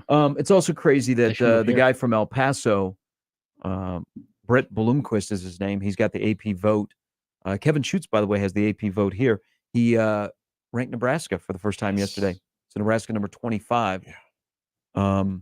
The guy from El Paso put Arizona State in the top 25. Oh, it's because they're like right next door. They're more part of Arizona than Texas. They don't even have HEB in El Paso. Wait, they put Arizona State in the top 25? Yep. Did he get confused on something? Well, I don't know what it was. You would think you would take 60 seconds before you hit send on your ballot before putting Arizona State in the top 25 at 14 and They're 14. 14 and 14. Yeah. Yes. So people were thinking, okay, he just messed up. Right. Meant Arizona. The rest of the ballot is fine. There has to be an explanation. He's a Sun Devil. Yeah, but I don't even care. Like, you start losing credibility when you're putting a 500 team, and aren't they below 500 in conference play too? I think they're like 8, 9. I don't know. You know what? Like, I mean, there's no even like talking it into it. There's time about looking at polls and trying to, no rhyme or reason. Like Washington at 15 and 13 is receiving votes. Now, Nebraska got what, 8 votes yesterday? So they're not ranked. But yeah, Arizona State was ranked. Good Lord. So there was an outcry, and he took Arizona State out. He moved everybody up, and he put Dayton at 25. But maybe take 60 seconds and look at your ballot before you hit send. What doesn't look like the rest of this ballot right here? Tell me you're Something not doesn't watching belong. basketball without telling me you're not watching basketball. Something doesn't belong here. Yeah, that's, again, I don't care if you have some type of sentimental like attachment or whatever. You put that in there, you're essentially saying that you're not paying. I mean, come on. There's people that do take the voting in the polls seriously. Yes. Now, I don't think the people that do women's basketball do, because there's a lot of times the women's basketball AP poll makes no sense whatsoever. You know the top like 3 or 4 teams. After that, then it's just like a crapshoot. Start looking at records regardless of conferences and be like, yeah, I bet they're good. I'm going to put them in the top 25. But Nebraska received votes. That might have been the most votes that a Fred Hoiberg team has received, but not yet ranked. Maybe Bobby Hurley's not done yet, getting votes in the top 25. I think Bobby Hurley's done. 8:45. I feel confident there. Brian Christopherson will join us at the top of the hour on 1620 The Zone. Mornings with Sharp and Handley on 1620 The Zone and 1620thezone.com. Remember, no matter how you listen, it's still AM radio. 1620 The Zone. If you're unhappy with your job or employer and you've hit a dead end, it's time to start your new career as a delivery driver with Host Coffee. Our local family-owned business is growing, and we now have openings for delivery drivers and other positions starting at $22 an hour with full benefits. If you're interested, visit hostcoffee.net/careers to connect with us. Host Coffee is always roasting something good for you. When you wake up well-rested on a great mattress, everything becomes clear. I do overthink everything. Things you missed when you were tired finally reveal themselves. I should just get fake plants. It's the President's Day sale at Mattress Firm. Get a king bed for a queen price. Save up to $700 plus a free adjustable base with select Sealy mattresses. See a lower price? We'll match it. The right mattress matters. We'll find yours. Restrictions apply. See store or website for details. Hear that? The sound of adorable little birds in your garden. And if you were here, you'd taste the 2 sweet but tiny tomatoes you grew all by yourself. But you're not here. Because your self-care happens when you're riding your motorcycle protected by Progressive on your way to the store for a pack of normal-sized tomatoes. So if you ride, switch to Progressive, America's #1 motorcycle insurer, without getting your hands dirty. Progressive Casualty Insurance Company and affiliates, not available in all states. Gaelic Storm and the High Kings are joining forces for the Mighty Tour. March 6th at Steelhouse, Omaha. With 2 great bands, you can expect an epic night of Celtic rock and Irish folk music. With their blend of traditional Irish tunes and modern flair, they've captivated audiences around the world. Get tickets today at steelhouseomaha.com. Gaelic Storm and the High Kings. March 6th, Steelhouse, Omaha. Cards issued by Sutton Bank and Celtic Bank, members FDIC. Terms and conditions apply. The needs of modern businesses are always changing, but corporate cards haven't evolved in decades. Until now.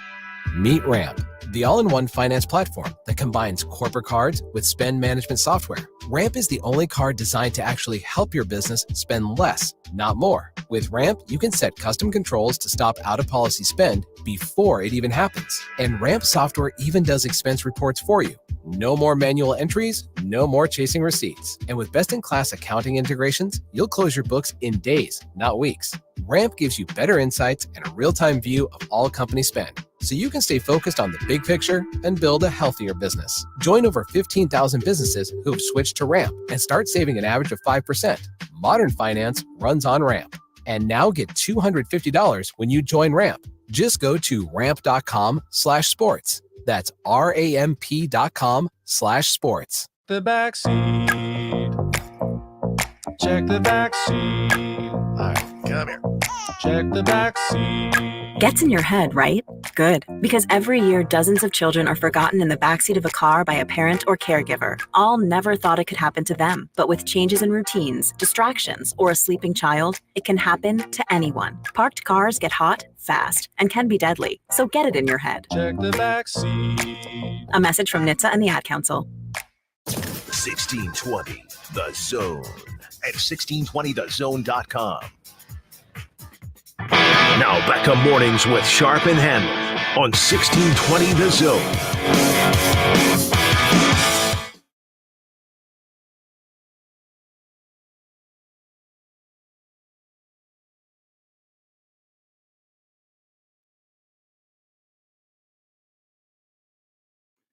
All right. Next hour, we'll get into Wendy's announced some surge pricing yesterday. They're like the Uber that is out there. It's expensive enough as it is. Well, fast food's just expensive. Well, anymore, okay, guys. so that's the point here about as you have fast food prices go up, they now are almost as expensive as a sit-down restaurant, which also advertises and executes takeout. Yep. What would get you to stop going to a fast food restaurant? Going broke to do so. Yeah. But I also think probably surge price. pricing is happening. So I don't eat a lot of fast food, fortunately. But I did yesterday to get my chicken. Right. Is the dark thigh. I crave a Diet Coke once a week, and so I'll drive through McDonald's and get a Diet Coke. They have the best Diet Coke in. I've done the study on why their Diet Coke tastes differently, the canisters, the nozzles, all that kind of stuff. I've had discussions with high-level people. They just the Diet Coke from McDonald's is the best. Now, there's a couple of McDonald's that are in areas where I drive a lot that are really, they've taken a step back. But I went to 3 different McDonald's. We're just talking Diet Coke, no hamburger, none of that kind of stuff. 3 different prices. Whoa. Yeah. So I think surge pricing already exists. Wendy's just said it out loud that they're going to do surge pricing on their busiest times. That hamburger, that square patty, because everybody is clamoring for a square patty, is gonna cost you. Like at $6.15 at night, it could cost you $30. Isn't this all because of like to $2.15 when it might only cost you like $5? Is this because of like a digital like menu?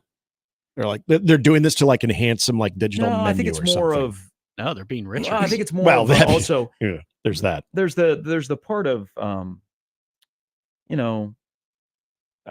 your staffing, Yeah. workers, when you have your workers. Yeah. Here's the thing. If we are, as consumers, we like the surprise of savings. We don't like the surprise of upcharging. But if you're going to do this, and there's a lot of places that do this, tickets get this way, airlines are this way, at least let us know. I love surprise savings when you show up and they go, oh, hey, Mr. Sharp, with your Hy-Vee card, you saved such and such on your gas or whatever. I don't want to be surprised by the upcharge. But if Wendy's is going to do this, and I imagine they won't be alone, or maybe this is Apparently McDonald's has already dabbed in this. maybe they get crushed in the trial balloon. People are like, this is idiotic. Yeah. Just let me know, because airlines let you know, hey, if I'm going online to buy a plane ticket at 12:15 in the afternoon, it's going to be different from buying that plane ticket like at 6:15. But they let me know that. So I'm curious when Wendy's would have like their surge pricing going on. I'm assuming lunch and dinner. Just adopt senior But citizen hours. And I beat think it. of places like Taco Bell, where you think of like the late night, as many know. I like to go there after hockey games. Wouldn't it behoove you to, if you got it, like this is where I think of the employee himself. If they have to put up with a lot of the idiots that come through after the bars, like they should surge price that. Because you're already, it's almost like an aggravation fee. in my opinion. Like, I'd be okay if you decided to surge price like after 10 p.m. because, first of all, you're staying open later and you're dealing with just basically all walks of life. Give an aggravation fee. Call it surge price, whatever you want to do. But as far as like people coming to make their dinner selections or their lunch selections, which again is where I assume you're going to have your surge pricing, that's going to be a deal breaker for me. If I don't do a lot of fast food for dinner or lunch, but if I were to, and I know that, so-and-so's got surge pricing at this time, I'm not going there.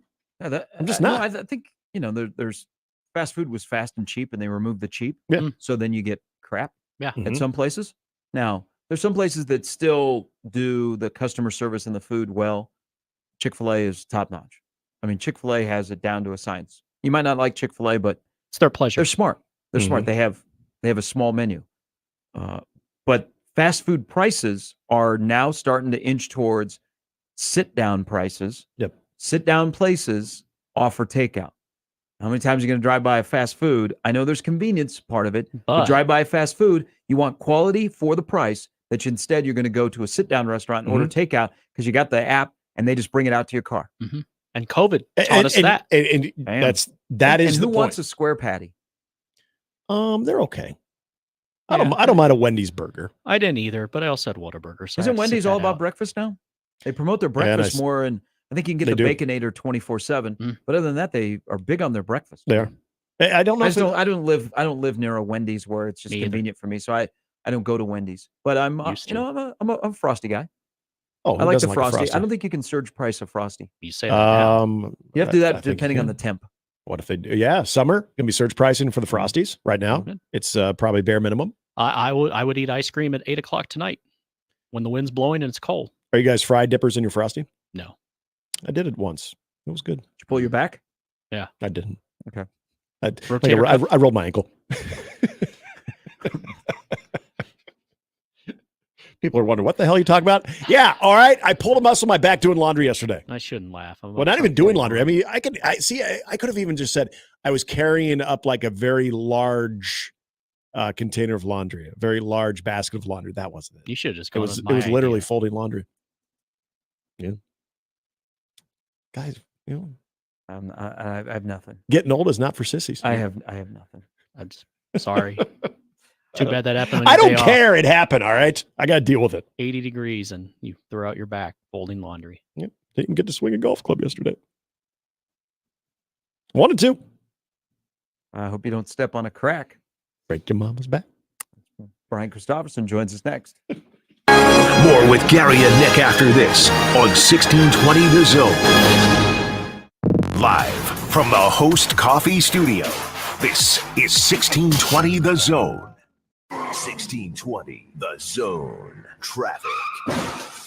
From the Pyramid Roofing Time-Saving Traffic Center. If you're traveling Dodge eastbound, that usual slow morning traffic starting around 180th over to 168th. Also moving a little slower I-80 eastbound between I-680 and 84th. And if you're traveling the opposite direction, I-80 westbound, slow between 42nd and 72nd. No accidents or other obstructions to report. Just remember to stay safe and wear that seatbelt. Have a great rest of your Tuesday. I'm Peter Krenzer.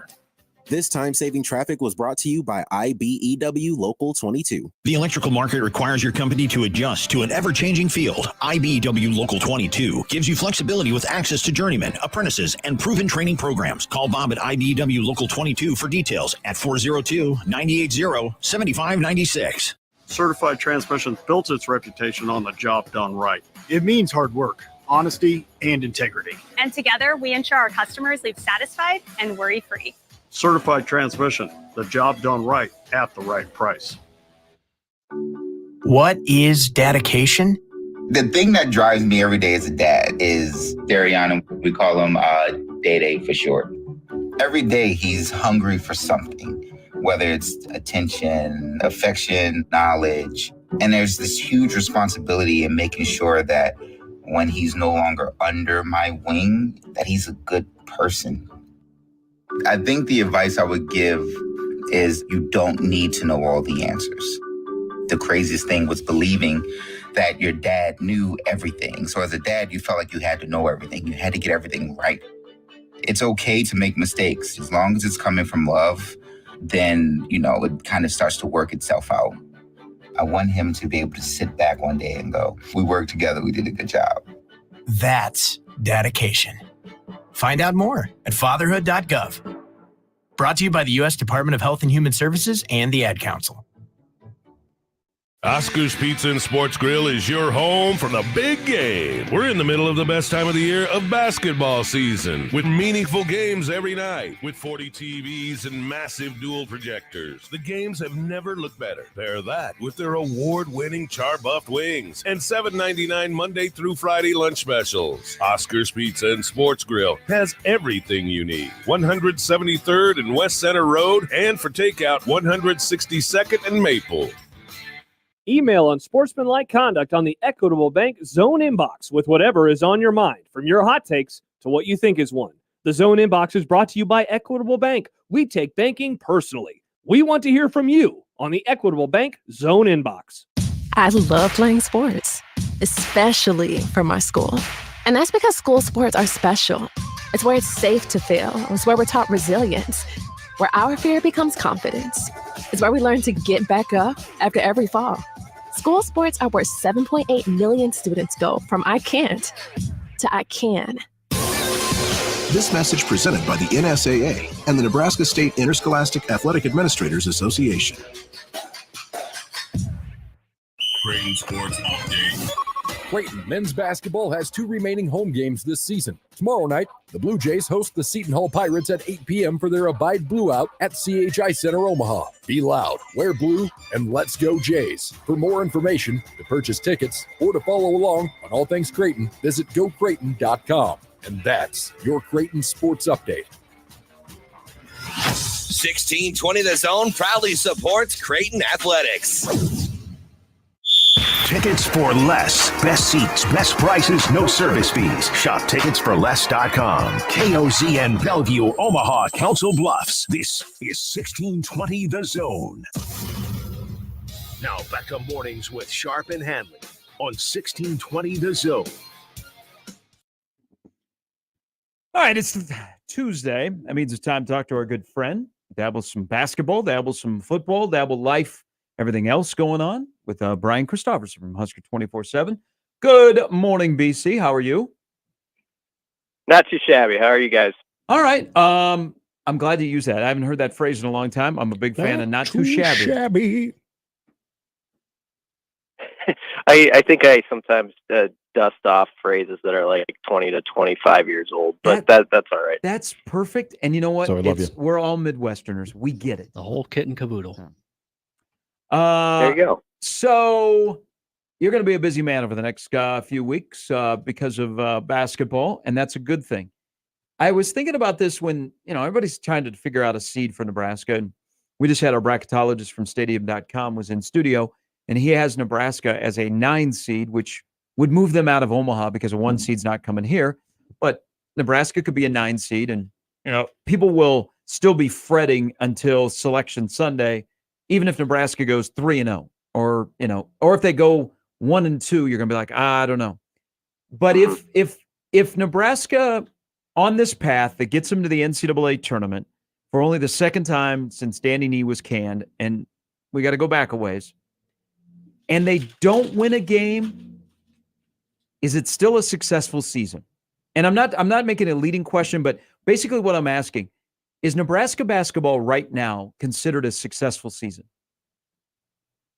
Yeah, if they make the dance, I think so. Because I think you have to backtrack to what, like, if I'd been on the radio, the week before the first game, and you'd said, okay, what's your call for the year? And I said, I think they'll win about 22 regular season, and they'll get in the dance, the 9 seed or something like that. That's where I'd say. There'd be a few people who like their Kool-Aid would be like, yeah, that's right. That sounds good. The majority would be like, why do you even, they already say this probably, but they'd be like, why you have this guy in here? He's an idiot, and it's just, I think there was probably a lot more people then who were just like, maybe get to the NIT or something like that. Let's think back. We didn't know how, like, Rink Mast and Bryce Williams were going to fit at all. I mean, they were respected additions, as was Josiah Alec from the portal. But when you looked at, like, people who are ranking the portal pickups across the country. It's not like everybody outside of our bubble was fawning over who Nebraska got or acting like, oh, okay, they just changed their roster completely. Look out for Nebraska. There was still a team that was being picked, in that 11-14 space by most people doing preseason stuff within the Big Ten. So all that to say, yeah, I think it would definitely be a success because you got to think about what we thought before this began. And we had no idea. No. Fred Hoiberg did, and this is why he deserves a lot of credit. He's been a great surveyor of the portal talent the last couple years and how he needs to change the makeup of his team. And they thought they had one in Mast, and they were the ones who thought Bryce Williams was, he was starting to rise up at Charlotte at the end of last season, and they really thought he was going to be a do-it-all guy. And they nailed it on them. And then Josiah has just really come along the last month and a half. Gary I'll give Gary credit. He started this conversation a few weeks back, and I think it's gaining more traction when it comes to Fred as Big Ten Coach of the Year in that conversation. Definitely. Where would you say, you just kind of laid out the unknowns of this season. What would you say has maybe been the most impressive thing that you've witnessed from Fred this year with this team and just how they've all kind of come together? You could use Sunday as a case example. When Ben Johnson from Minnesota comes in afterwards and says, that's what desperation looks like from a team in a good way. That's wild. Basically, I mean, that quote to me was one of the more interesting quotes I've heard a opposing coach say after a Husker basketball game. For years and years, it's been guys coming in there, throwing niceties at whoever's the head coach, and it's always kind of looked at with rolled eyes, like, yeah, that's what you got to say, and sure, is this thing ever going to get rolling? This was a quote where Ben Johnson was not mad at his team, really, or perturbed with how they played. He thought they ran into a buzzsaw of like a team that has passion and a real, purpose to get somewhere. And Nebraska was actually going to be the example for his squad of this is what it's going to take, guys, if we're going to get to that spot now. And so for Hoiberg and his staff, to have those guys, I think, dialed in the way they've been, especially the last 4 games, and just especially on the defensive end. If you look at their metrics since like the beginning of February, they're like top 5 or something, like in a lot of stuff on that end of the floor. I mean, everybody acted like the Penn State game was an eyesore because it was 68-49. I was looking at that as a real positive trend because Penn State was averaging 75 per game coming into that. And I thought if Nebraska can find this consistency on that end, they've got enough on offense where it's going to come along on night. Someone's going to get hot. If they can play defense like that, they're going to be a tough team. And, look at what Penn State did, by the way, after that, 90 against Illinois, 83 against Indiana. So, and then the whole Minnesota, their season low, 55. They were averaging like 76 per game. So just what they've done on the defensive end of the floor, because if you go back to early January, there were questions about that. Remember the trip to Madison when Wisconsin just lit them up and it felt like it was just, shoot around jumpers all game long. People were really wondering what this defense could be in the Big Ten, and they've really fixed that. Hey, so while we talk a lot about Fred, and I mean, this is the epitome of a team. You talked about the defense, and they play a lot of team defense. All 8 guys that played had an assist on Sunday. I mean, that's pretty amazing. But there's the other part of Fred that I would, as this unfolds at the end and they make it into the tournament, I would love to have Fred open up or Trev open up, because I'm going to take you back, BC. And I go back 2 years ago. I've kind of said, okay, where was rock bottom in this program? I don't think it was the COVID year. I think it was 2 years ago when they are 1-15 in conference play. They're 6-49 under Fred. And Trev is being asked about, is he going to keep his coach or not? Who at the time was 21-65, and people wanted him out of here in his 3rd year. And Trev went on his radio show and he said, Fred is going to be our basketball coach. But he used this quote: Fred has presented a plan to me that I believe is the best long-term interest of the Nebraska athletic department, which came before the men's basketball program. He said the best interest of the Nebraska athletic department over the men's basketball program. Wouldn't you like to know now the backstory in the meeting between those two? Because it was also the restructuring of the contract. What Fred told Trev when you're 7-20, 1-15, what he said to Trev, what his vision, his plan was, that Trev said, that sounds like the right move. Let's move forward. Yeah, definitely be interesting. I don't know how detailed he would get about all that, but it's, credit where it's due. Made a tough staff choice there. He had success with who he was previously associated with there.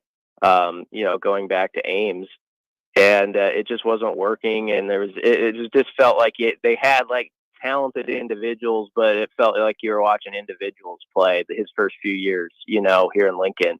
And then, his way of building the roster, I think people saw it last year. And those with patience, I think, realized even when there was some tough stuff in December this season, that, hey, we're kind of in year 2 of the reset. Like, I would sometimes I seriously would get questions in December or whatever about, oh, what's going to happen to Fred when they're like 7-2, this season, because it was year 5. And I would always say, I think you gotta get your head around. This is like year 2 of a different era, almost like with Hoiberg. They switched it up last season and they had success, and now they're building off that. And let's see where this goes. But I don't think you can just like look at it like it's all the same thing, like it's all connected. It's different now. And to his credit and to his staff, his assistant coaches have done a bang up job. I think, Ernie Ziegler, Adam Howard, Nate Lenzer, those guys have just they've been on point, and they've found a good chemistry. And the thing that you notice with this team is they really like each other. I mean, he shared on his radio show last night, Hoiberg did, about like the Indiana game when the Hoosiers are making their push, and Boogie Coleman is the guy who's in the huddle, saying, all right, let's go, guys, this is ours. And people can think what they want there and be like, oh, big deal. I mean, Boogie Coleman was supposed to maybe play a lot this year, some thought, when he got picked up, and he hasn't. And he's still involved. And it just feels like they've really nailed down their rotation, and everybody knows what they're supposed to do well with their role, and they've accepted it. CJ Wilcher has accepted it really well. I know he hasn't been hot lately, but I still think he's got a big one left in him here down the stretch. Jamarcus is a great story the last month. So it's just one of those deals where you're kind of pushing the buttons, and it ends up, it's worked out way more than it hasn't this season.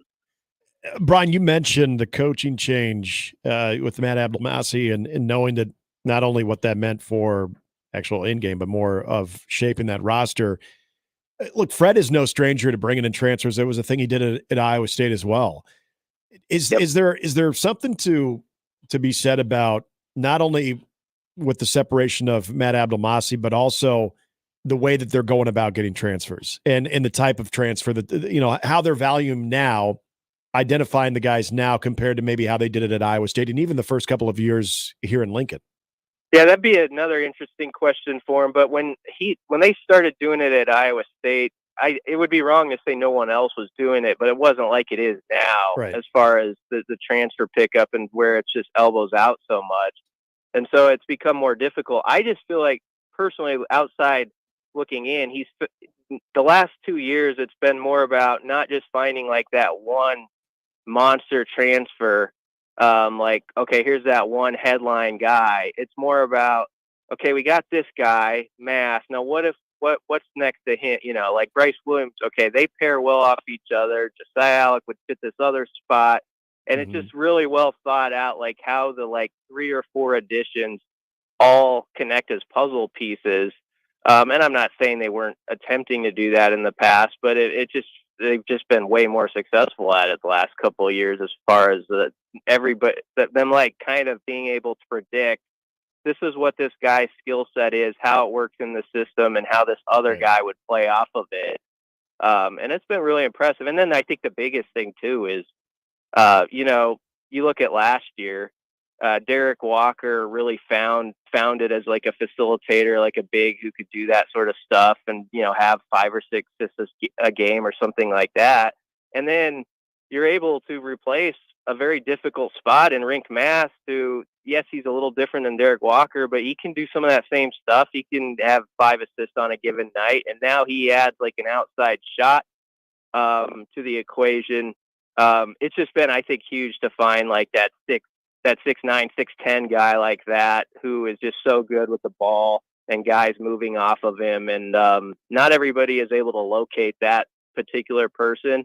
And that's why you see it now. They were so excited when they got Mast. And, again, I go back to not everyone around the country was making a big deal about that when it happened, but they thought they really had it, and they were right. Yeah, people in Peoria kept telling us that's a big deal. Him leaving Bradley to go to Nebraska. Brian Christopherson from Husker 24/7 joining us. I want to shift to football real quick here.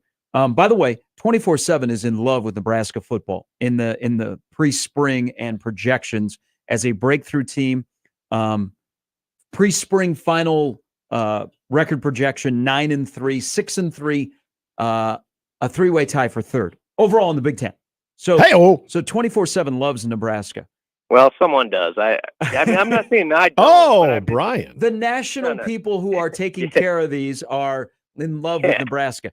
But as we know that we're going to go into a year that has no divisions, but yet all I hear is that the Big Ten and the SEC are going to try and find a path to add more teams, which may leave us with divisions again, where you could have a conference championship semifinal and then a final. There's a lot of stuff out there, but when the Big Ten expands again, they probably have to go back to divisions, because I don't think you can have a 22 or 24 team league and it's just all of them.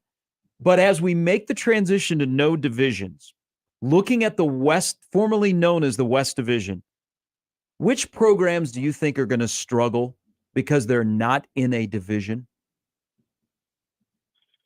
Formerly known as West, formerly known as Prince. Let's see. What if I went down the list of 7 and you said yay or nay? All right, let's do it. Illinois. I think they're going to be about what they've been. I think unless you're really rising, I think everyone might get dinged like a game or so that's in this division. That's what I'd say up front. But I'll say that they are pretty steady. I've always been kind of a Belima guy, though. Purdue. They're going to struggle. I think. Northwestern. Down. Northwestern. They're going to hold steady as like a 6-win kind of team. Iowa. I was going to go down slightly. They're not going to just go down the drain, and it might take a couple of years. But I think they're going to be more in that 7 to 8 win category going forward, as opposed to the like 9 and 10s we've seen. Minnesota. I think that's a tough job. I actually think Fleck's done a really good job.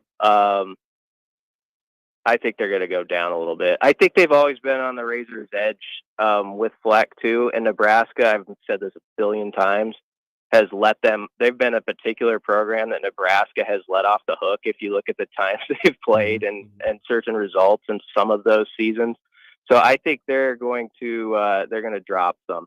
Wisconsin. That's a tough one. I think they're going to be like 8 wins or so. That's kind of where I think they're going to be. You know what? They're in the same spot as Nebraska right now. That's another team Nebraska let off the hook in Madison last year, because they let Wisconsin put a nice smell on that season, which had it was not they weren't real happy with how things were going about the time Nebraska showed up. And if Nebraska had dinged them that night and pulled that thing off, there'd be a whole different conversation. I mean, it's year one, so it is what it is. But there would have been a different vibe about Fickle and what went on there. And so I think they're going to. I don't know. I would bet on Nebraska over Wisconsin as far as a new layout. That's the bottom line. And by the way, Wisconsin has Alabama, USC, Oregon, Penn State, Iowa, Nebraska on their schedule. Yeah, good luck with that. I mean, I just think the last few years they've been spinning their wheels a bit. Obviously, 2 years ago, they were very fortunate to get to a bowl. And last season, if Nebraska wins that game, it would have been the same deal. Yeah. So let's finish with Nebraska and what you just said to answer the question. But let me go at it this way. So it was a huge change from Big 12 to Big 10, the style of play, the recruiting, learning the opponents.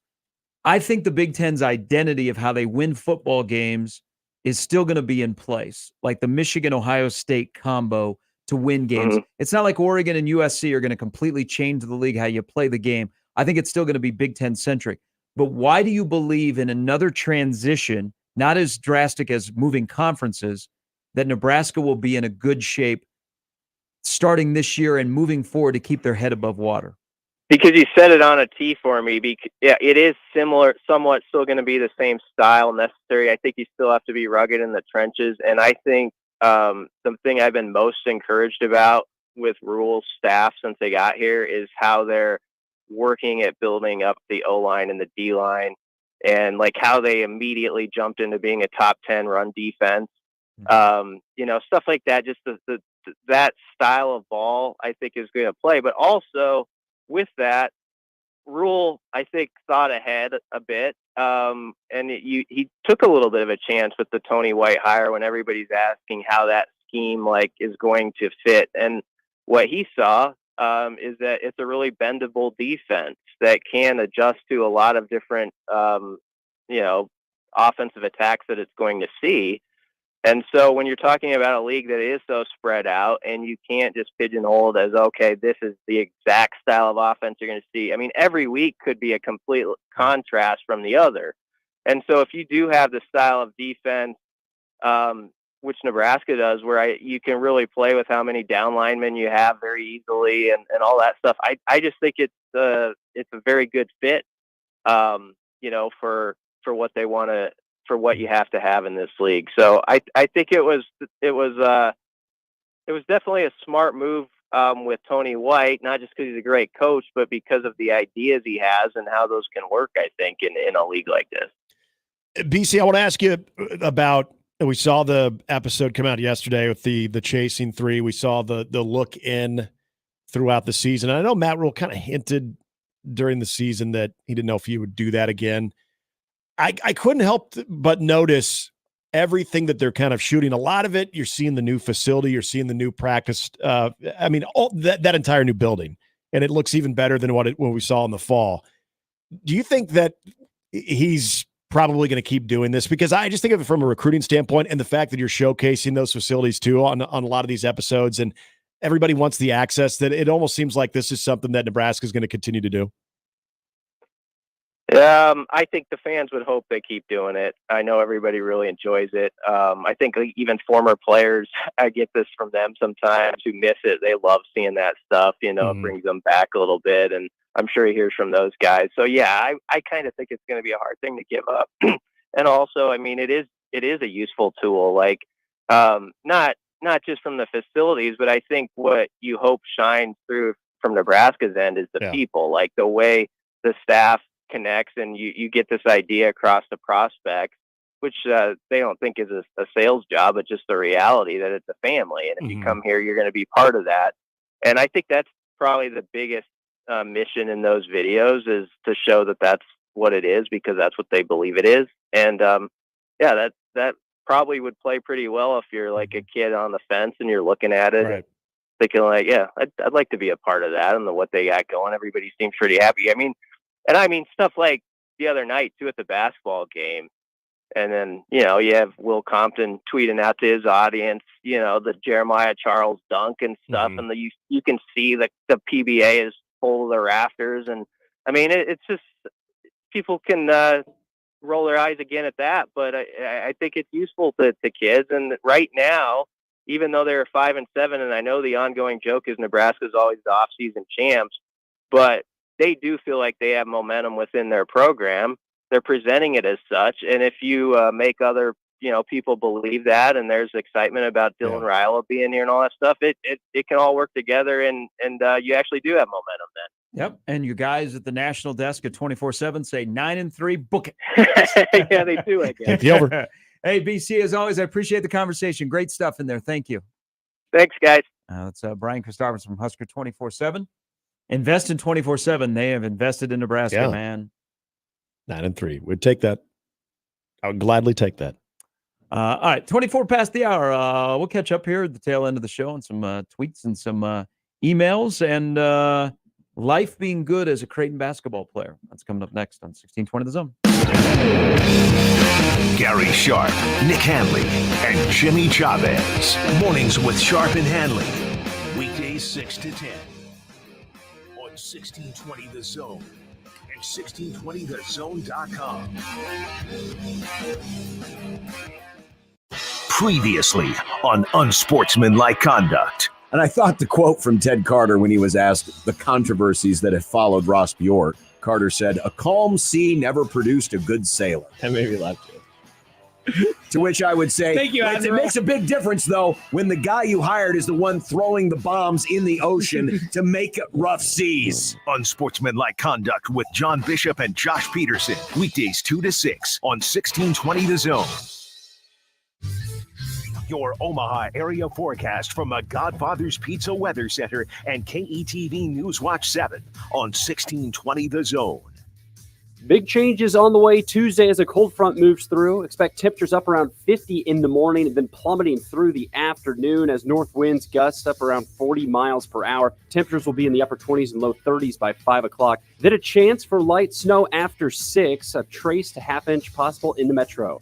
I'm meteorologist Sean Everson from KETV News Watch 7. J-Tech Construction, the official exterior experts of the Huskers, offers exterior solutions that help you protect your number one investment. Whether it's roofing and siding or windows and doors, they're committed to excellence, quality, and outstanding customer service in every step of the process. When it's time to protect the exterior of your home, your choice is simple. Turn to who the Huskers turn to, J-Tech Construction. Check them out online and schedule a free estimate today. J-Tech Construction, the official exterior experts of the Huskers. Everyone knows that 42 Degrees is the only place to get premium e-juice and disposables. You know that's right. And now they're all on sale. Premium disposables like Tyson's, Rodman, Geek Bar Pulse, and premium e-juice like Monster, Coastal Clouds, and Aqua are all buy one, get one half off. Or maybe buy 6 and get half off 6 more. Oh, yeah. It's the perfect time to stock up. 42 Degrees, your destination for top-tier cannabis, second-to-none product selection, and exceptional service. By your mom's house. Oscar's Pizza and Sports Grill is your home for the big game. We're in the middle of the best time of the year of basketball season, with meaningful games every night, with 40 TVs and massive dual projectors. The games have never looked better. Pair that with their award-winning char-buffed wings and $7.99 Monday through Friday lunch specials. Oscar's Pizza and Sports Grill has everything you need. 173rd and West Center Road, and for takeout, 162nd and Maple.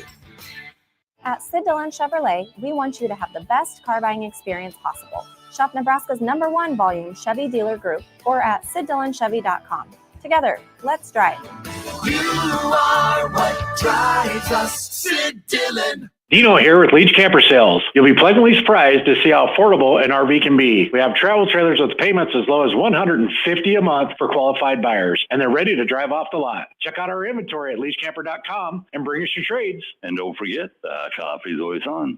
This year, Dell Technologies wants to help you do amazing things with their best tech. For a limited time only, save on select next-gen PCs like the XPS 13 Plus, powered by Intel Core processors, and more. Plus, curate your dream setup with great deals on select monitors, mice, and more must-have electronics and accessories. When you shop online at Dell.com/deals, you'll have access to leading-edge technology to match your forward-thinking spirit and free shipping on everything. Again, that's Dell.com/deals.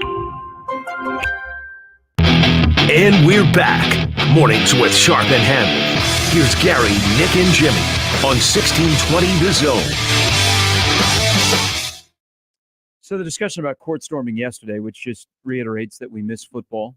We must have football because So upset I missed that. The main we takeaway. have there's just too much. There's too Put much, him in jail. There's too much drama. I mean, college kids, I'm sure that if you say I'm gonna put you in jail, they'll line up orderly to get their citation. Of course, they'll wait 30 seconds. Because that's what I know. Like, when cops broke up a party of mine in college, everybody just said, "Oh, you got us." So they just lined up so the cops would write you a ticket instead of sprinting out the back door and running into the neighborhood. Did that in high school. Jay Billis's idea would work. Or as the video that was shared a lot yesterday, you go back to one of the 70s World Series wins by the Yankees.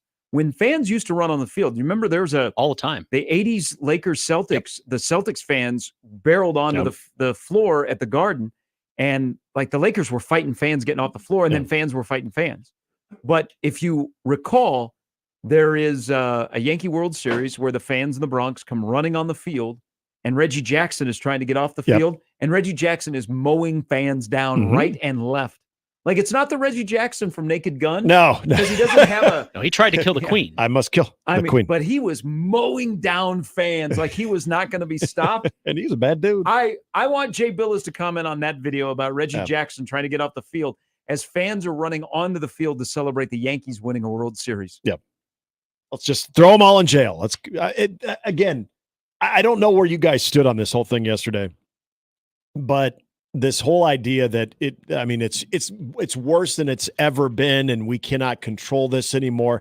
There have been plenty of examples this season. I saw it happen at Iowa State. We saw it happen last week at CHI Health Center. As long as you have a plan in place, you can keep order. It's fine. It doesn't need to, let's start taking drastic measures. Let's throw them in the clink. Let's start letting schools lose scholarships, taking wins away. Because we're going to vacate wins. That team should have to forfeit.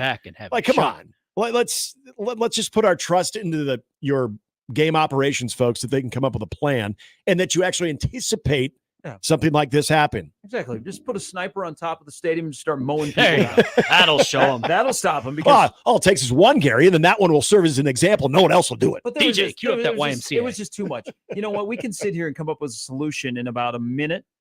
It's hard to believe why universities can't, or conferences, or everybody as a whole, because we can do it. Now, something they do at Clemson with football is, and one of the things I said yesterday is we've lost how special storming the field or the court is, because it used to be you beat the number one team in the country, you beat a top 5 team. It was fun. Now it's you pull an upset. Yeah. Or in some cases, Wake Forest Duke or Texas Tech TCU, you won as a favorite against and we covered. I just felt excited but that you know day. what they do at Clemson with football? Every game, fans can come down on the field. Now they have a period of time before they allow you to come on the field because they get the visiting team off, but then they invite the fans down on the field. Come on down. It's in basketball. You know what? You either go with the thing of we have a plan with our security and our ops people, and they have ropes and they make sure that nobody gets around the visiting team. Or you know what? You have a plan in place where you put 30 seconds to a minute on the shot clock, Fred's idea, and let it wind down. Yep. And when that is off, by then the visiting team is off the field, and then go out there and celebrate. Because if you asked most college kids, and it's for the most part, it's college kids. I mean, I've been at 3 court stormings this year, and You're in the middle of them. older folks make their way out there, but they stay outside. Yeah. They're on the exterior. But what is the goal? Why are you rushing the court? What do you want to get? You want to grab a piece of the floor? Yeah. You know what? You own a bar in downtown Lincoln. You want a piece of the goalpost? Just want to get to it easier. We've made this too much drama. I know that there is a safety thing involved, and Probably the same amount of injuries that have happened recently have happened in the last 5 years. Absolutely. But the solution is actually pretty easy. We just have to find somebody to implement it. But line the court with angry dogs. Giving people citations right. is not the way to approach this. No, that's just we're making that's too much drama, and then it just adds to. I wonder if people on TV, like the Jay Billises of the world and the Desmond Howards, actually like the sport that they commentate on. It's a good question. I mean, it is. I mean, it's a good question. They said the same thing about us on the radio. You guys are talking sports. Do you guys like your job? Because you're always complaining about everything. Yeah. Okay. It's a fantastic question about as far as your love of the game, because it's a moment. Yeah, I would agree that it's probably gotten a little bit more overly saturated because we do court stormings at the drop of a hat. If we're just feeling fun that day, hey, you could be, like you said, you could be a favorite, but maybe you were down in the game by like 10 and had this massive comeback. Well, the comeback, and that's court storming worthy. Well, not really. But the only difference that I see right now when it comes to the safety issue that it presents to those that are on the floor is, now you do have students that are probably a little bit more lost in the shuffle because they are trying to capture it on their phone. So you're not watching exactly where you're going compared to, back in the 90s and early 2000s where that wasn't a thing as much. So you didn't have cell phones out. People weren't bringing out bag phones to call their buddies and say, hey, we're on the floor. Everyone's trying to capture it. So there's maybe you're losing sight of the student athletes. You know what? If you run into your fellow student and you fall down, whatever. I know we're starting to talk about, okay, well, what's the arena liable for? Could there be lawsuits if a kid gets injured in there? You know what? Then if that's how you personally feel about it, then good luck. Do what you can to keep kids off the floor. But there's a way where you can do both. I love Fred's idea of having a 30-second clock, that if you do something like that, you accomplish something that is court storming worthy, that you have that amount of time to still provide security around the teams, get them out in an orderly fashion, then, like you said, just let everybody come on the floor. On the stream, and by the way, people tuning in at certain points, Tom says, sniper shooting students, really?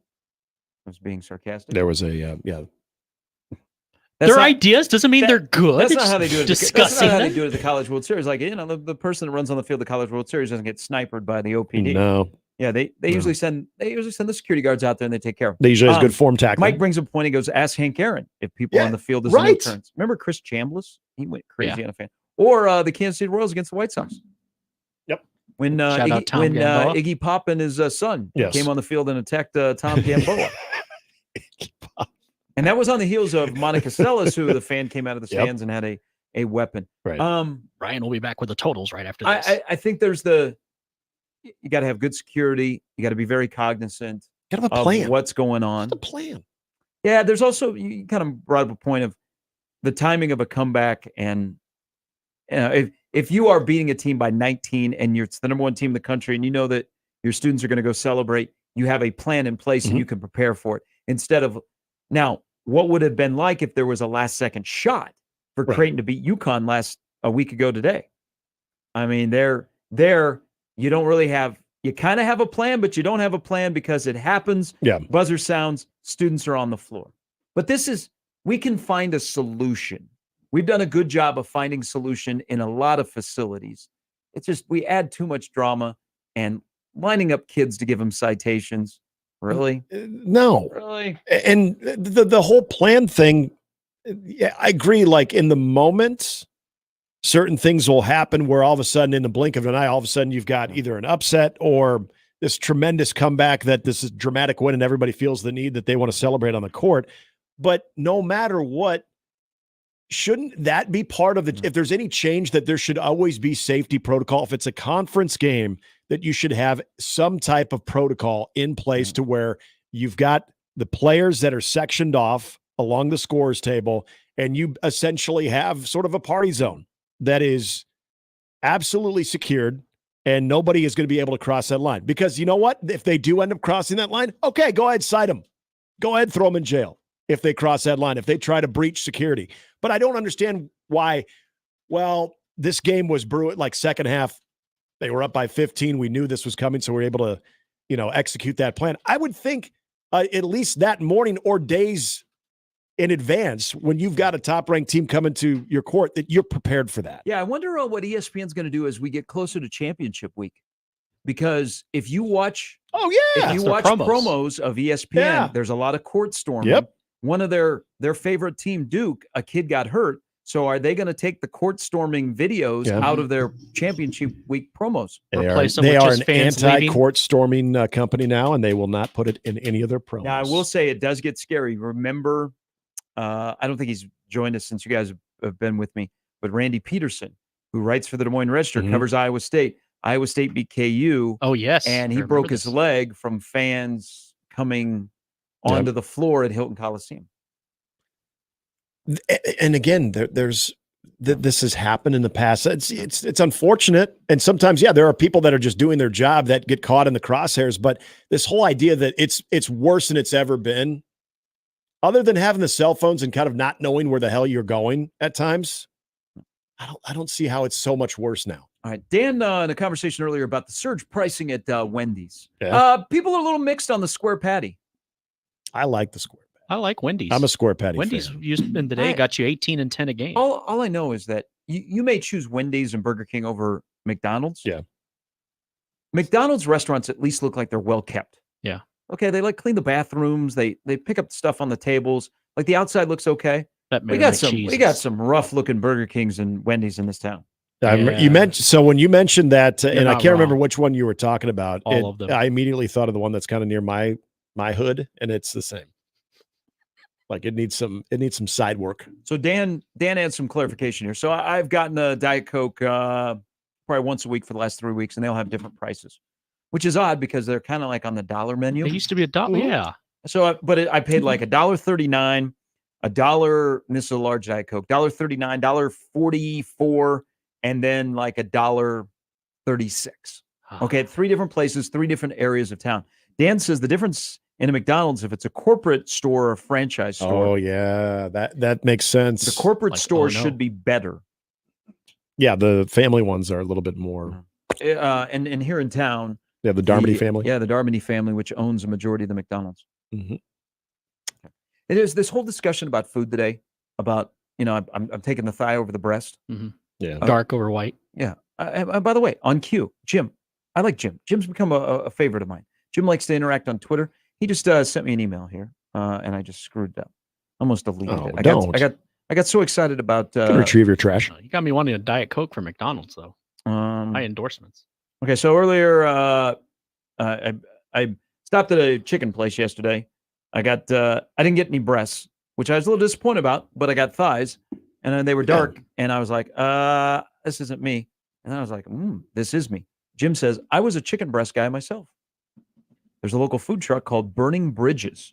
Oh, never Their heard of chicken sandwich uses thigh meat. It's the best chicken sandwich I've ever had. And they use gluten-free flour so people with gluten allergies can eat it too. Thank you for the tip, Jim. Yeah. So also, while I was into the food and moving the breast out of my favorite and moving down the to thigh number up the 2. priority. Now, I'm still a breast guy. I will still consume a breast. Never turning down a breast. But the thigh has now moved to the top. Dark meat, maybe not, but I'm not as opposed to the dark meat. And thinking about what Wendy's was doing, it really makes me appreciate Pizza Hut. Oh, I did not know. So we were this is bringing Pizza Hut. Please explain. So this is right up my alley. When I was younger, Wendy's was like a go-to place. Yeah, same. I'm not a fan of Wendy's. Pizza Hut and like Subway back in the 80s and the 90s were like your go-to place. Definitely. Now they're probably not near the top of your list. No. But all I could think about is, remember when Pizza Hut was like the go-to? It was like special to go to a Pizza Hut. Yeah, you'd always gather after games, everything. Yeah. Saturday before Spurs games. Team sports, Pizza Hut. And now NCAA tournament. And now we have very few, unless it's in a small town, standalone Pizza Hut restaurants where you can go and sit down and you can enjoy. That's a good point. The game changer was the pan pizza that they introduced. Yep. And then they were the first to introduce the stuffed crust, but you always can't bat 1,000. Like Pete Rose, if he was batting 1,000, he still wouldn't be in the Hall of Fame. You just can't bat 1,000. Then they introduced the Pizzone Yeah. And that's probably when Pizza Hut was done. Bring the Bigfoot back. But what I'm saying is, the Bigfoot. I appreciate consistency. And if you're going to have a restaurant, you know what? Don't overcomplicate the menu. Just focus on smaller things. So back to my theme today is less is more. Yeah. Like, not everybody needs to be the Cheesecake Factory. Yes. Okay. Raising Cane's has it marketed. Chicken strips. Do you go and you look at the menu and they got 4 options? I Yep. go to Dave's Hot Chicken over on Saddle Creek. They got 4 options. 5 guys. You know what you're getting. You don't have to overthink things. Like Vinny eating breakfast in Alabama. Yep. 3 So- options. So you can have surge pricing all you want, but Wendy's menu keeps expanding. Well, it's the same thing with you mentioned Cheesecake Factory, like Cheddar's. Same thing. That menu is like from me to you. And I'm sure like all the things there are good. I'll never try them in my life because there's too many. And the other thing, if I see a menu that has very little, I know they put all their concentration in that, and it's going to be quality. Yeah, Most times it is. If you are focusing on one thing and that's the one thing And you do that sell, so good. you shouldn't be slow. Yeah, that's true. If you're That a is true. chicken place and that's all you have is chicken, all I want is chicken. It's just chicken. All right. You just might dress it up a little How different. are you slow? You have one job. That's give me the chicken. But sometimes you dress it up differently, Gary. You Give me the chicken. You gotta pluck the chicken. Skin it. What's their fry game like? If you're selling one thing, how are you slow at a fast food place? Who are you talking about now? People that are slow at a fast food place. All right, that's my food rant for the day. I like it though. It's really always good. enjoy good And food. I'm 100% with you on less is more on the menu too. Give me less. I know you do that probably very, very well. And again, don't like that many decisions. Don't make me think. I'll shut down. John is on team thigh over I'll breast. panic order. He thigh over breast every day of the week and twice on Sundays. I thought Same. I was kind of alone, but I'm finding out more that I mentioned it early in the show. A lot of thigh people. I like a thigh. I didn't realize. So that was, you did on purpose order that, or it was a mix up, but then it turned out to be a good I thought I was mix-up. going to get the breast Okay. because I thought that's an automatic. If you're getting 3 pieces of okay. chicken, you're going to get the breast. Okay. I actually got 3 thighs and I wasn't upset. 3 thighs, feeling fine. Baby. But shouldn't the breast be in the rotation? There should be a breast there. Yeah. You should have 2 thighs and a breast. Making me wish I had a third hand. Like, I feel like they probably Maybe 2 breasts if and a thigh. If I wasn't enjoying the thigh, I probably would have thought I'm getting screwed on the price. But because you should get a lot of meat for your price. Yeah. And usually the breast is in there because that's the big piece of meat. Yep. But the thigh really changed my life. Was there a lot of meat on that thigh? There was a lot of meat on the That's thigh. It wasn't a great. lot of bone. Love when there's a lot of meat on the thigh. That's the best. All right. 9:45. Great conversation here. I believe if we were I believe if we were seeding this conversation, according to the selection committee, we'd be about a 3 seed. Yeah, here. 3. Yeah. Yeah. With no chance of being upset by a 14. Yep. We're in a good region. Nope. No Weaver State here. If we had enough pieces of the chicken, we could do a bracket. Ooh. Maybe we'll do a bracket because, as I always say, salespeople. This will be on my tomb, as long as my kids don't cremate me. That life is better with a bracket. It is. Even if we have to go with 16, we don't need 68. No, it used to be 16. Yeah. They made it work. Let's go 16 options. Oh, Eric has added this. He goes in the Equitable Bank inbox. I know it's a debate between thighs and breasts, but give me legs all day because I have a handle. Yeah, legs are good. I would prefer having the ZZ Top legs agrees. when it comes to like a big turkey leg or like an oversized buffalo wing too. I know it's not a wing technically, but you put the wing sauce on an actual leg. The peanut in Kansas City, oversized buffalo wings. I love it. I love the peanut. Never even been there, but I want to go there. I love the peanut, but it's become so popular that you can't sit down. No. Yeah. I'm always a backdoor guy when I go to the peanut there. Apparently Costco has great packages of chicken thighs, according to Matt. Well, Costco does everything right. Yeah, I got to be in a good mind space to go to Costco these days because I fight with people in the parking lot. So wearing on you? Understandable. It's like the Hunger Games. They need football. Well, it is. Costco. I know what I'm getting myself into when I go to Costco. I still have 14 weeks of toilet paper left, so I don't need to make you're a good. Costco run. Yeah, good. We'll come back. We'll put a wrap on the show. It's Mornings with Sharp and Handley and Jimmy on 1620 The Zone. Mornings with Sharp and Handley on 1620 The Zone and 1620thezone.com with Gary Sharp and Nick Handley.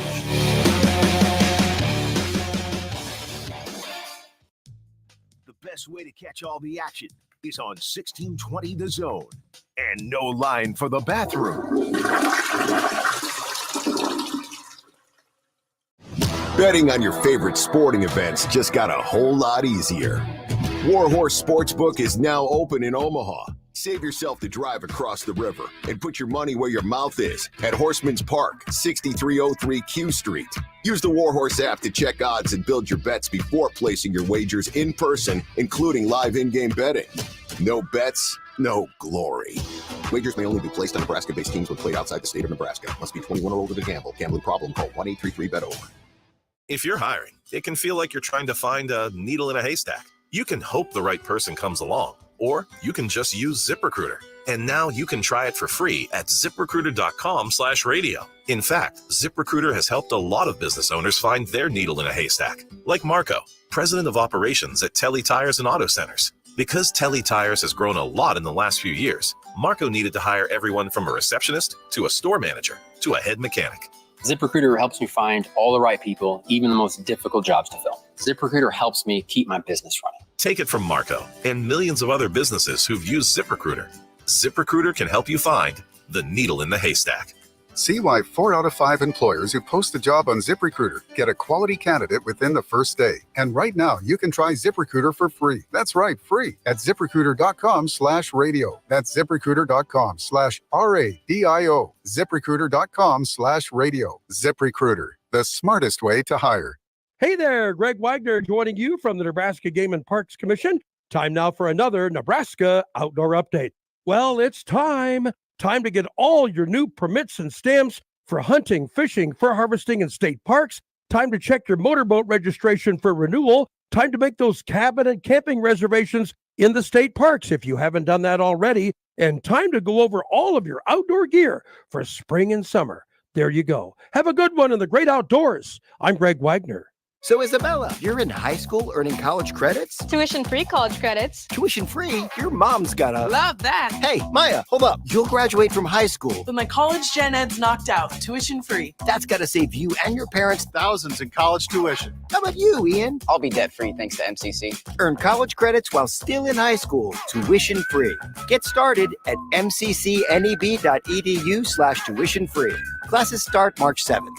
This is me at MCC.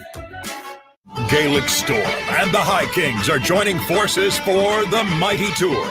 March 6th at Steelhouse, Omaha. With 2 great bands, you can expect an epic night of Celtic rock and Irish folk music. With their blend of traditional Irish tunes and modern flair, they've captivated audiences around the world. Get tickets today at steelhouseomaha.com. Gaelic Storm and the High Kings, March 6th, Steelhouse, Omaha.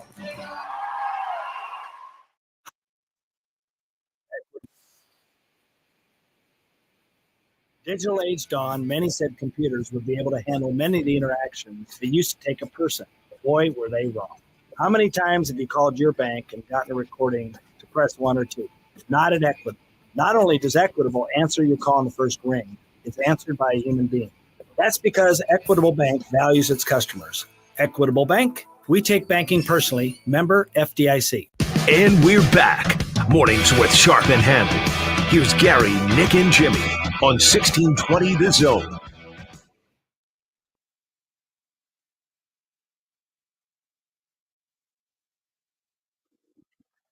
What about thighs?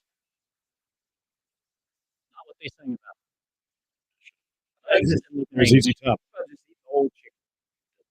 It's like an old The marrow and everything. Oh, no, that So early today, first reported by Tom Stell, the World Herald, about Mac and a lifetime contract. Nothing's been finalized yet. I know people that are in the Team Mac group say that hopefully it will be soon. There's also a little nugget as Creighton gears up for the run to determine if this is a successful season or not, because Creighton's in a spot where you can't even answer that question right now. It's all about what happens, beginning in about 3 weeks. Is Ryan Kalkbrenner and Stephen Ashworth might be trending towards returning. Stephen Ashworth, I thought, was a 2-year guy no matter what. The Ryan Kalkbrenner one is interesting because a lot of mock drafts don't have him in the first 2 rounds. But it's just brings up a point that Jimmy and myself were talking about yesterday, Nick. It's good to be a Creighton Blue Jay.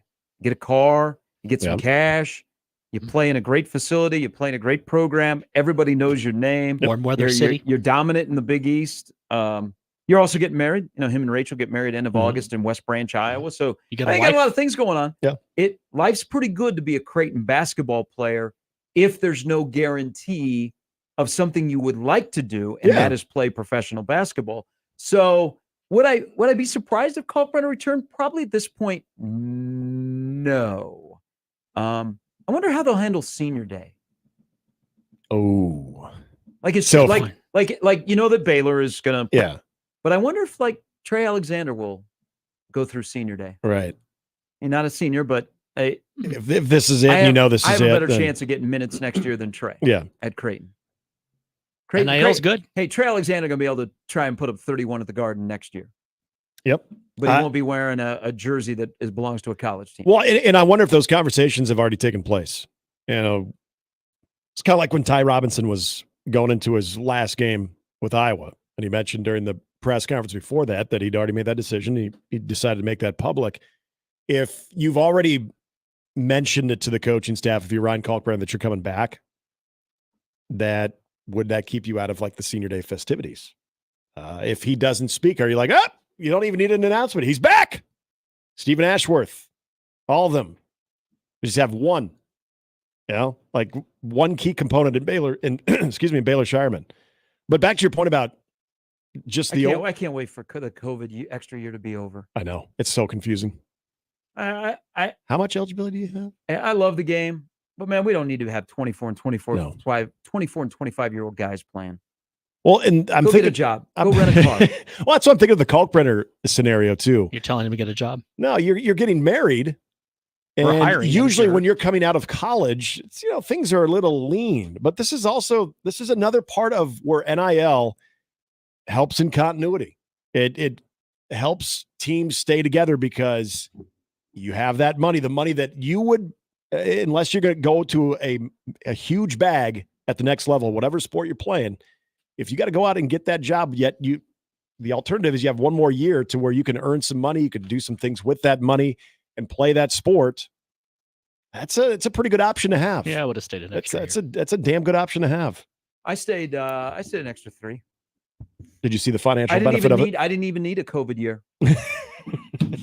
All right, we'll have a big game tomorrow night for Creighton against Seton Hall. We'll break all of that down tomorrow when we rejoin you. Big thanks to our guests. They're all up on the radio replay page. Sam McEwen, Tim Krueger, who's got InTheStadium.com bracket that's going to come out later this morning.